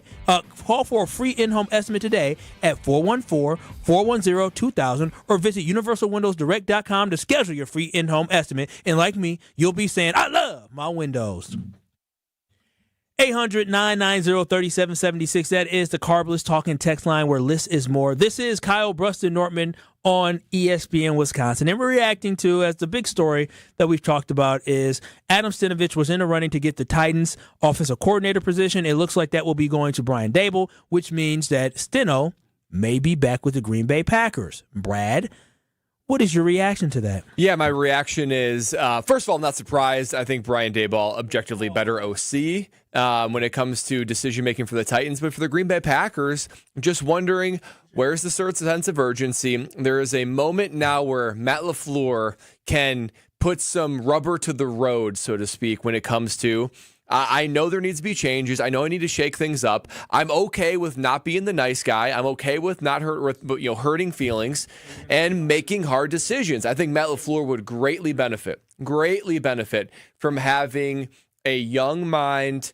a quarterback-centric coach, maybe even Mannion, who's currently the quarterback's coach who's getting OC interviews, a different mind to shake things up. Matt LaFleur is a great offensive mind, but he needs somebody underneath him who can push him, who can throw out new ideas, because you're seeing a sense of urgency elsewhere. We just heard breaking news that Sean Payton fired his O coordinator after being the number 1 seed and going to the AFC Championship game and scoring more points per game than the Packers with a less experienced quarterback. Sean Payton calls the plays. He's an offensive mind, and he even said this isn't good enough. So for me, if Steno circles back to the Packers, and if he's back next year, you add that to Rich Bisaccia being back, probably most of the offensive staff being back. It's just the same old for the Packers, lacking a sense of urgency, prioritizing continuity and comfort more than competing for championships. And I don't know how often you can do that and just say to yourself, okay, I expect them to do more and be more than they've been the previous 3 seasons. I just don't see how that's possible. Yeah, I'd be interested to know if he ends up just trying to demote him to being an offensive line coach. I mean, it seemed like he excelled. Would that be enough for you? Well, then that means say I don't want him. I don't care if he's on the staff or not. I just don't want him at being an offensive coordinator in that role, because I think in that role there's certain things that he needs to do. And I mean, without being in the locker room, he wouldn't take a demotion after interviewing for OC Jones. Okay, well, he's not taking a demotion. Who would? Right? I wouldn't. He's been there for 7-8 years. I mean, I don't know. I guess you would, but what's his alternative? Where's he going to go? I mean, he's running out of options. Yeah. Right? And I think that was... It's a shot to the humility, but... That's probably, if there is a defense on if he's back, right, LaFleur's defense is, well, he interviewed for a bunch of jobs. Obviously, he's a hot commodity. Obviously, he's well-respected in the league. I just think if you're going to, and the Packers already made this decision, if you're going to commit yourself to Matt LaFleur, that should have come with the requirement of, okay, you need new ideas around you because whatever it is now is not working. That's not to say, I don't have any proof that Adam Stenavich is bad. I don't have any proof that Adam Stenavich is a detriment to the Packers' success. It's more so the idea of fresh ideas, failed head coaches, etc. I want guys that can support and help elevate Matt LaFleur to a level he hasn't been yet. And it's clear Stenavich wasn't that. It's clear Bisaccia is not that, but it looks like he's probably going to be back. I just don't think running it back is a good idea for Green Bay after another disappointing 9-win year. Well, and if I'm Ed Policy and I've been negotiating these extensions for Matt LaFleur and Brian Gutekunst, even if I'm confident and I really like Matt LaFleur and Brian Gutekunst, which I think we all think they're good at a minimum, sometimes great, but mostly good, even if I'm comfortable with them leading the helm, I cannot imagine Ed Policy is satisfied with the last several years. I mean, you like the fact that you're in the mix, but gotta it's be. not far enough. He's extending everybody. But you would think that extension comes almost like when you have like an annual review where it's like, hey, this is what you're doing great, but this is where you got to change. I can't imagine him just saying, yeah, keeping everything status quo is all good. Yeah, time will tell. We should know by next week, I would hope. But 800-990-3776, Chris and Muskego. You think what about Matt LaFleur? I don't think he's got the balls to fire anybody. Well, wait, did we have to dump that? Wait a minute, we don't. Oh, come on. Oh, what are we? Was it PG? G? What? We had to dump it. Oh. The guy, Christopher Muskego, said he didn't think Matt LaFleur had the cojones. Yeah. To be able to do it. Well, outside of the delivery, it's hard to argue with him. He's kept Joe Barry on a year too long. I'm good with the delivery. Rich Bisaccia has been kept on a year too long, and we'll see about the rest of the offensive coordinators. He clearly doesn't want to be the bad guy, which, again, part of me respects that, but part of me wonders, you got to have some uncomfortable conversations and uncomfortable decisions in the NFL. There are some uncomfortable conversations that have to take place, and not only here in Green Bay, but there's some uncomfortable conversations you would think. Now, Brad, if you had a job somewhere, right, and somebody tried to get you fired from your job, would you want to be friends with them and work with them again? Probably not. Well, probably wouldn't be cool. Mike McCarthy, the new head coach of the Pittsburgh, I say it right? Pittsburgh, very good, Kyle. Pittsburgh Steelers, he a little different. I mean, definitely. I mean, I don't see why you wouldn't. But, I think just like anything, knowing Aaron long enough, going through seasons, I think when players – to see Mel Blunt here. I mean, when guys are up at that stage of their career, they need to step away and decompress it. I think that's very important. The game is so emotional, what these men commit to and what they put into it. I think that time away is important, and I have spoken to Aaron, and so that's really where we are there. But. I was able to sit back and watch the games. I watched most of the Pittsburgh games on TV, and I thought he was a great asset for the team. It's good to hear Mike talk again, isn't it? It's good to hear him talk. I mean, shoot, we've got another chance to work with Aaron Rodgers. Why not? But Aaron Rodgers did kind of stab him in the back and run him out of town. But when he brought up the name of Aaron Rodgers, he talked like he was talking about an old friend. I mean, at the end of the day, time heals all. And I think when it comes to the situation, Mike McCarthy could point the finger at Aaron Rodgers, or he could have said, you know what, I wasn't good enough. The offense got stale. My team wasn't winning. It was time to go. He had been here for many years before that, and he shouldn't be mad at Aaron for Aaron saying he wanted something different. Aaron is the quarterback. He was the star.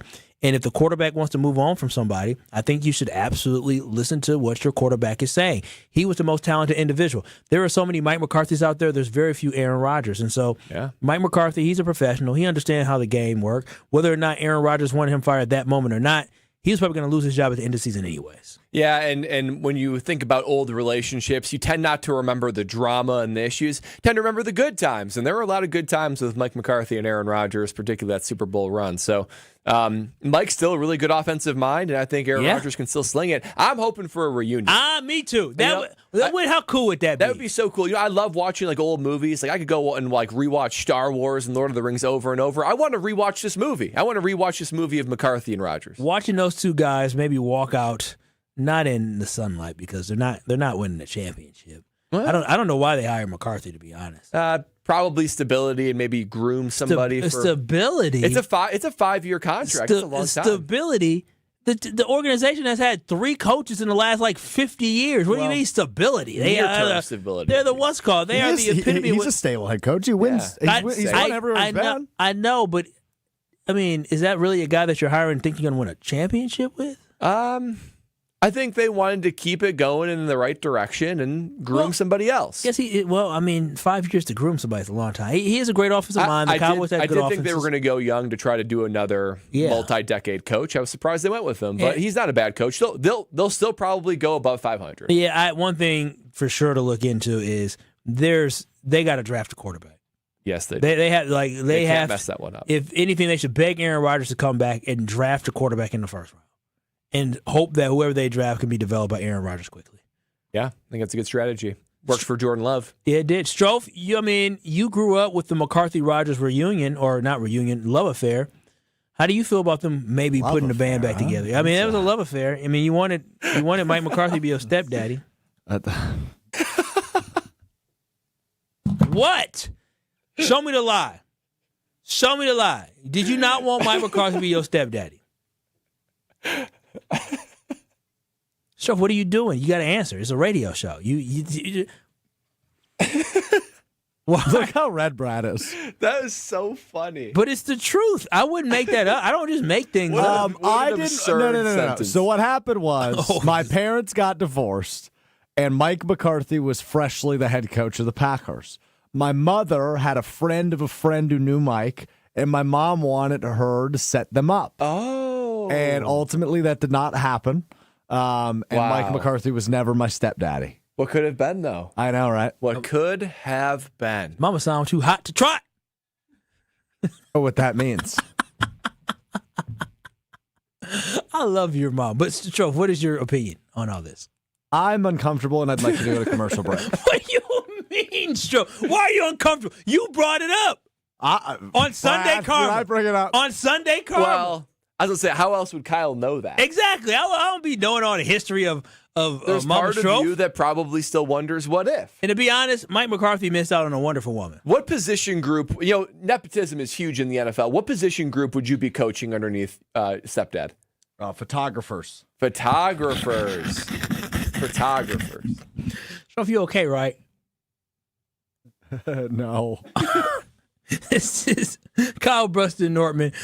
Willis Strofe coming up next. But before we go to Willis Strofe, Brad, tell us about our friends at QC Kinetics. Oh, QC Kinetics. That name is synonymous with being the nation's leader in regenerative medicine because you got pain. Pain in your knees, your hips, your shoulders, your back. That cold outside is making it even more noticeable. I'm here to tell you, it's 2026, time for a new year and a new you, and you do not have to be living with that chronic joint pain. QC Kinetics, the nation's leader in regenerative medicine. What does that mean? It means they use cellular treatments on the cellular level to use what your body already has in it to help lower inflammation, heal that pain, and give you long-term success. No surgery, no drugs, no downtime, just your body's natural healing power to reduce inflammation and get you feeling your best again. So 40,000 people have already said yes and are living their best life. You could be 40,001. The free consultation is on the other side of this phone call to QC Kinetics, where you will have a personal plan to a pain-free life. Free, no obligation consultation is waiting for you. Give them a call. 414-240-2298. That's 414-240-2298. 414-240-2298. Wheel of Strofe is next. This is Kyle Bruston Nortman. We need the final end here. Yes, we do, Jason. Oh, okay. Screw you, Ben Brust. On ESPN Wisconsin and the ESPN Wisconsin app. Southbound 43 backing up now from just before Fond du Lac Avenue all the way down through the Marquette interchange and over the high rise. Back on the brakes from Lincoln down towards the KK River crossing.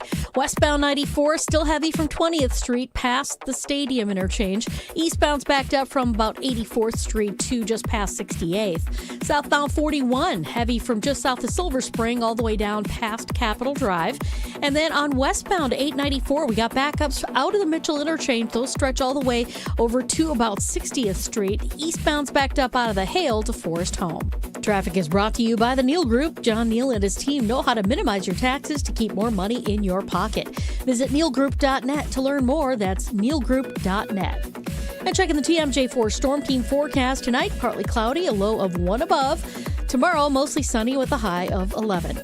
Weather is brought to you by The Pickler, Menominee Falls. Cold outside? Get moving indoors with free Learn to Play Pickleball every Monday and Saturday. Learn more at thepickler.com.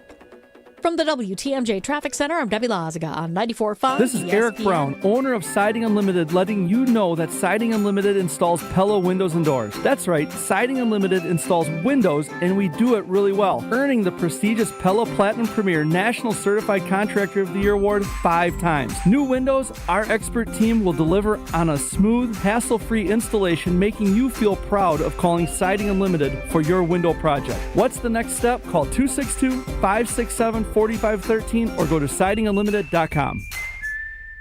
You've already put in the work. Now there's a way to make it count towards your degree. At Lakeland University, your work and life experience can earn you college credit, helping you finish faster, saving time and money. With flexible evening and online classes, plus multiple start dates, Lakeland fits your life. Study 100% online at one of our 6 locations across Wisconsin or on our residential campus in Sheboygan County. Customize your degree to fit your life, your goals, your future, without missing the moments that matter, at work or at home. Your experience matters here. Lakeland University. Experience it your way. The Milwaukee Weight Loss Program has been able to change the lives of thousands of people with this incredible metabolic reset program. We know the secret to losing up to 1 pound of fat every day with no exercising, no prepackaged meals, no counting points or calories, no drugs, no surgery, and no injections with the risk of serious side effects. There's no better time than now to give yourself the gift of a new you in this new year. Schedule your free consultation now by visiting MilwaukeeWeightLoss.com. Homer here.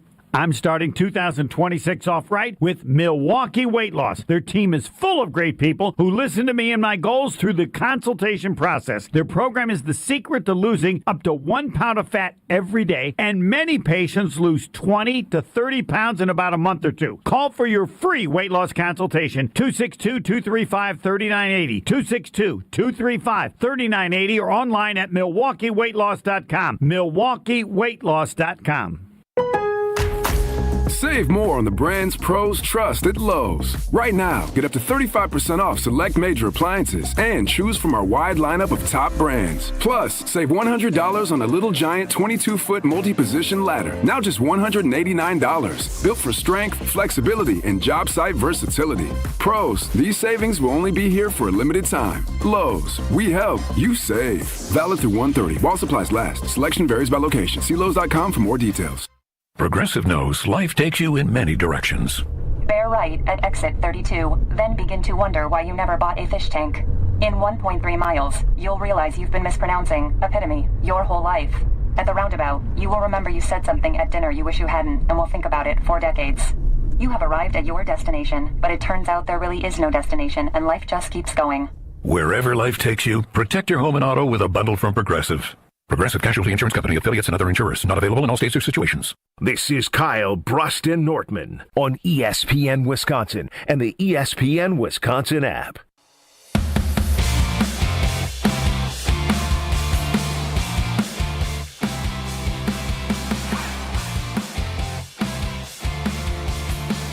It is Kyle Brust and Nortman here on ESPN Milwaukee, 94.5 ESPN Milwaukee.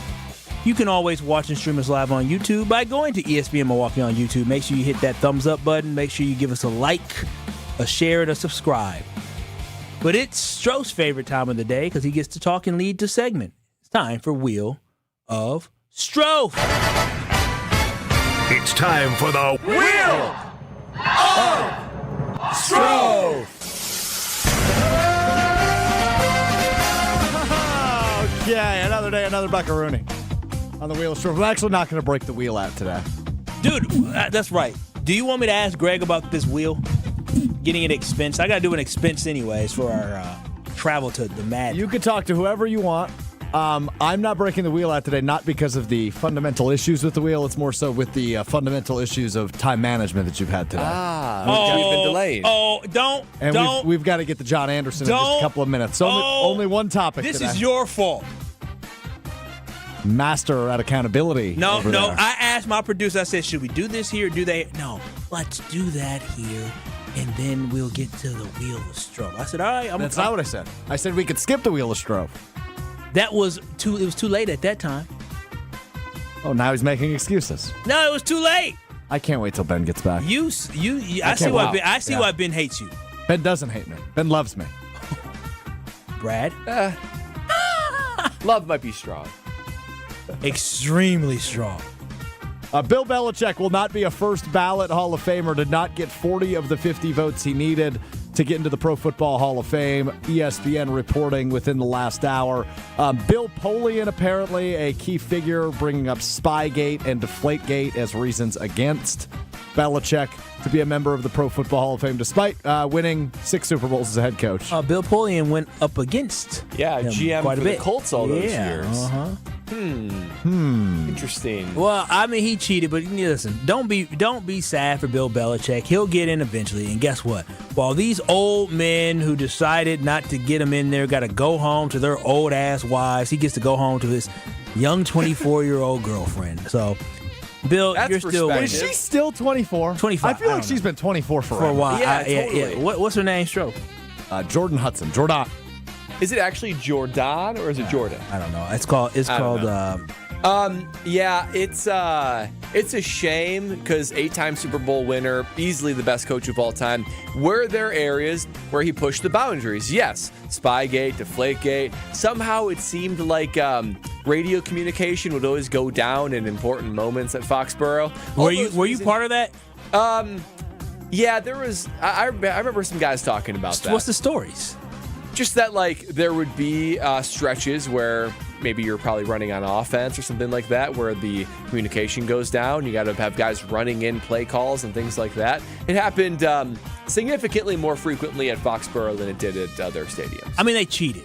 I mean, Yes. not even a Deflategate. The fact that they literally had Spygate where they were recording other people's practices, that's cheating.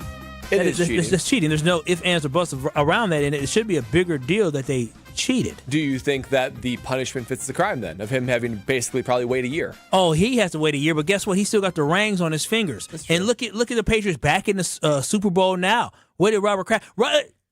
Let me stop. It's also his first year of eligibility, but we do not know whether or not Robert Kraft will get into that. I will say this. He's going to get in no matter what. It sounds like the voters felt like they needed to punish him for basically some of these slaps on the wrist. To me, it comes off as petty. Like, he's going to get in either way.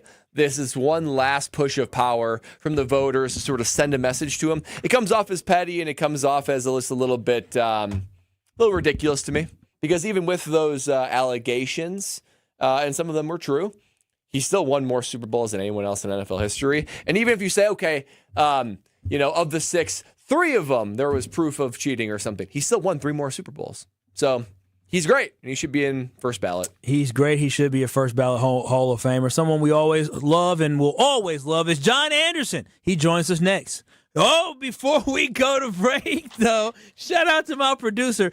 Listen, KBN Nation, if you're looking to upgrade your windows, do it now. I don't know why y'all waiting. I'm telling you, if you're looking at your window saying, dang, I hate them, I can't stand it, I have the perfect solution for you. And it is working with Universal Windows Direct. And they have great deals, but it's beyond the deals. It's that the windows are actually great. So peep this. Right now, you can buy 4 windows and get 4 free. You'll get 60 months of interest-free payments. You'll get $1,000 off your next project, and they will give you a free vacation voucher. What are you waiting for? You don't even have to buy the windows when you call them. You just need to listen to them. And I promise you, after you're done listening to them, you're going through the brochure, you'll say, I got to get these UWD windows. So call them today at 414-410-2000 or visit them at universalwindowsdirect.com to schedule your free in-home estimate. And I promise you'll be saying like me, I love my windows. John Anderson, next. This is Kyle Bruston Nortman. Do you think? Nope. On ESPN Wisconsin and the ESPN Wisconsin app. Whether it's live or in podcast form, you've heard us on air with all of our shenanigans. Gabe, I'm throwing some. Why are you throwing? I don't want. Now see your favorite 94.5 ESPN shows streaming on video. By me, by the way. I hit that microphone like 4 out of 6 times on that. Subscribe to ESPN Milwaukee on YouTube and get notified when we hit the air live. Plus, you can watch back any second that you miss and see original digital content too. Watch, listen, interact. ESPN Milwaukee on YouTube. Hey, it's Kyle Wallace. You know that saying, new year, new you. Well, how about new year, new home upgrade? Universal Windows Direct has a January offer that's all about starting strong and saving big. Right now, when you buy 4 windows, you get 4 free, and that's one of the biggest offers they've ever done, and with 0% interest financing for 60 months. You'll also get $1,000 off your entire project, plus a vacation voucher with every purchase. Restrictions apply. Call 414-410-2000, and like me, you'll be saying, I love my windows. Wisconsin Indoor Golf Center is teeing off the new year with another can't-miss tournament, and 1,000 in cash prizes up for grabs. Hey, ESPN Milwaukee, this is Gary Ellison, inviting you to a 2-man scramble at the legendary Kapalua Plantation Course, all played on Wisconsin Indoor Golf Center state-of-the-art simulators. Sign up now at wisconsindoorgolfcenter.com. It's just $120 per team, and you must get your round in by January 31st. Your chance to take on Kapalua Plantation Course starts today. At Saturn Lounge, we know. If your marketing actually worked, you would know. Your website would perform. Your storytelling would inspire. Your campaigns would deliver leads that become sales. You wouldn't need a report to tell you. Visit SaturnLounge.com today. When marketing works, it shows. Life's better with Drive My Way from American Family Insurance, because we know it's more than just a car. It's your escape pod, your adventure mobile, your memory maker. And we help protect the dreams that drive you. Personalize what you pay for auto insurance and you could save between 10 and 35%. American Family Insurance.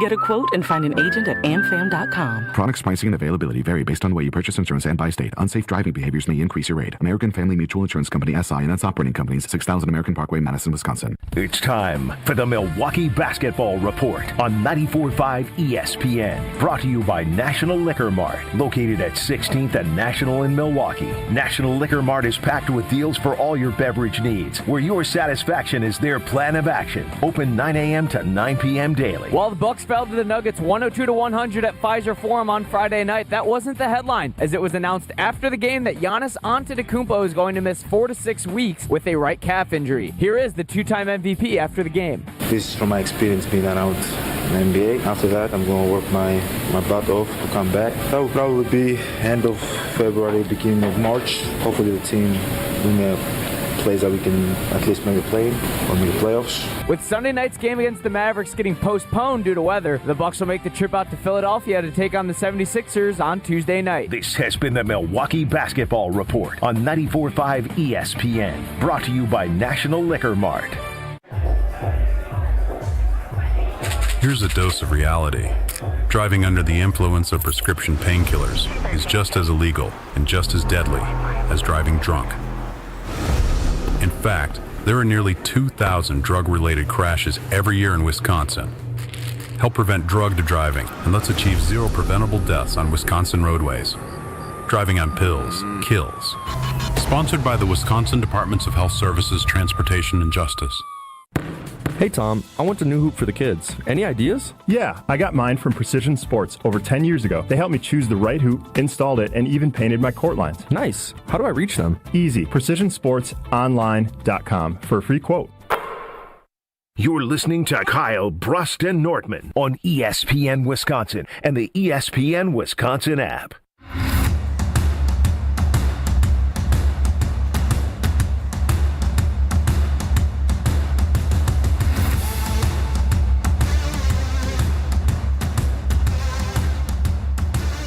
It is Kyle Brust and Nortman here on 94.5 ESPN Milwaukee. I'm Kyle Wallace.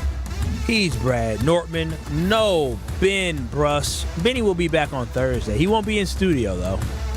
Oh, that's right. He's be in Madison. Yeah. Ben Brust is all over the world, man. All over the world. John Anderson, we're working to get him, correct, Strofe, to try to get John Anderson on the phone. But overall, the main thing from today, what I learned is that maybe my guy Matt LaFleur, who I support 100%, and still being the coach of the Green Bay Packers. Homer, why the odd face? What do you have to do for you not to support him? Like, this is his guy. You don't like him, right? You don't like the special teams guy who's here? What has LaFleur actually done that you like? Well, I mean, I'm a guy who likes having an opportunity to go to the Super Bowl. In 6 or 7 years that he's been a coach, he's done that. I like a guy who was able to not only help Aaron Rodgers get back on that horse of being an MVP. He may not be the only reason, but he assisted with that. Look what he was able to do with Jordan Love. And so look what he was able to do with Malik Willis. And obviously there's flaws that most coaches have flaws. I just watched Sean Payton not kick a dang field goal when he should have with a backup quarterback, but nobody's perfect. And at the end of the day, Homer, I do believe that Matt LaFleur is having this team trend in the right direction. After the Denver game, you tell me, did you think, or before the Denver game, in the first half of that Denver game, did you think this Packers team had a shot? No, I never did the whole year. No, you did after they beat the Lions. No, I didn't. After they beat the Lions, you thought. No, the first 2 games I said the division is over. But in terms of, and I changed after a few weeks because I was wrong. And they're not that good a team. Their coach is good, but not real good. Their GM is good, but not real good. So you don't believe they could have competed with the Final Four teams? Yes, they can't. But you got to win certain games. Yeah. Here's all that I have now: win the damn division. You don't win the damn division, you got no chance of doing anything of significance. I think it's with that. him and his coach and GM. And the question is, can they win the damn division? And the division's getting harder, right? I think Lions are going to come back with a vengeance next year. All over 500. Yeah, which is crazy. And Lions finished in last place. And so they're going to have a 4th place record. And I think they're still really good. I think the division's going to be hard to win. But you're right, they have to do it. John Anderson, welcome in to Kyle, Bruss, and Nortman. John, we're going to get straight to it. Jonathan Gannon, good hire or bad hire? I think his track record's pretty good. I'll take it. We'll see where it goes, but it's hard to decide when the man hasn't moved any of the players around on the field. But on spec, on what we know of him, I think that's a decent hire. Not everybody is meant to be in the front of the room and be the motivator and be the big, face of a franchise. Some guys are better in a dark room with a clicker, figuring out load schemes for your 3-4 defense. And I think maybe that's more his speed. Are you upset about the Jim Leonard piece or no? The Packers didn't even interview Jim Leonard. A lot of folks are mad here in Wisconsin. I guess they had that one weekend where they could have gotten to him. But I think Matt's had a chance. So Matt's talked to him before, so I don't know that it's a complete unknown. Like they didn't let it just pass by. And every time Jim Leonard comes up, same with if he ends up someday being the Badger head coach, I can't decide if that's everybody's wish, or it's really going to be a good hire, right? Like his track record's fine. But I don't know if we just feel like, oh boy, that would be ideal. Because that's what we thought with Bart Starr. And that's what we thought with Forrest Gregg and some other people. And it doesn't always work out that way. So I don't know. But the timing of how things go, sometimes you gotta act. And so I think they got a guy they wanted as opposed to maybe missing out on both of them. John, obviously, Hafley leaves, so Gannon in. That's one part of the ball. Looks like Rich Bisaccia, special teams coordinator, will likely be around. We have nothing to confirm that, but it's trending that way. And Adam Stenavich, the O coordinator, interviewed elsewhere, but he didn't get those jobs, so he might be coming back to Green Bay. If Matt LaFleur doesn't make any additional moves, John Anderson's reaction to that would be what? Listen, I think it's a head coaching change, right? Like right now, I'm not wild that he's still the guy there. So you can move all the underling parts, but if you're not going to move the queen, I'm not sure I care about the pawns that much. Beautiful analogy, if I might say. And John, another update. Pittsburgh hired Mike McCarthy to be their head coach. And in this opening press conference, Aaron Rodgers came up and he said, well, who wouldn't want a quarterback like that? He was a great asset to the team last year. Is that a movie you want to see again, John? Rodgers, McCarthy, rolling it back for a year together? I'm fine because it's not in my local theaters. Wow. I mean, they'll be all over the news. Man. You're on fire. But I feel like that might be, and I feel like right now that might be the dollar cinema too. I don't even know if I have to go the full rate. Oh, wow. For that bad boy. I just know that when they hired McCarthy, and I'm not mad at them, that's good, but they did not hire a guy that's going to be there 20 years. The idea that, every one of those guys stays 20, 15, 18, that tenure is not going to be 2 decades long. John, before we let you go really quickly, Giannis Antetokounmpo, will he be a Milwaukee Buck next year? I don't know that he's going to be one after February 5th or whatever the trade deadline is. I think I fear the worst, that we have we have seen him play his last game as a Green Bay as a Milwaukee Buck. That is John Anderson. Thanks, John. You will hear him coming up next on the Homer Hour from 5 until 6 right here on ESPN Milwaukee. Shout out to UKBN Nation. Shout out to Brad Nortman. Shout out to Alex Stroh. Another beautiful day, but we'll be back and better tomorrow. That never ends.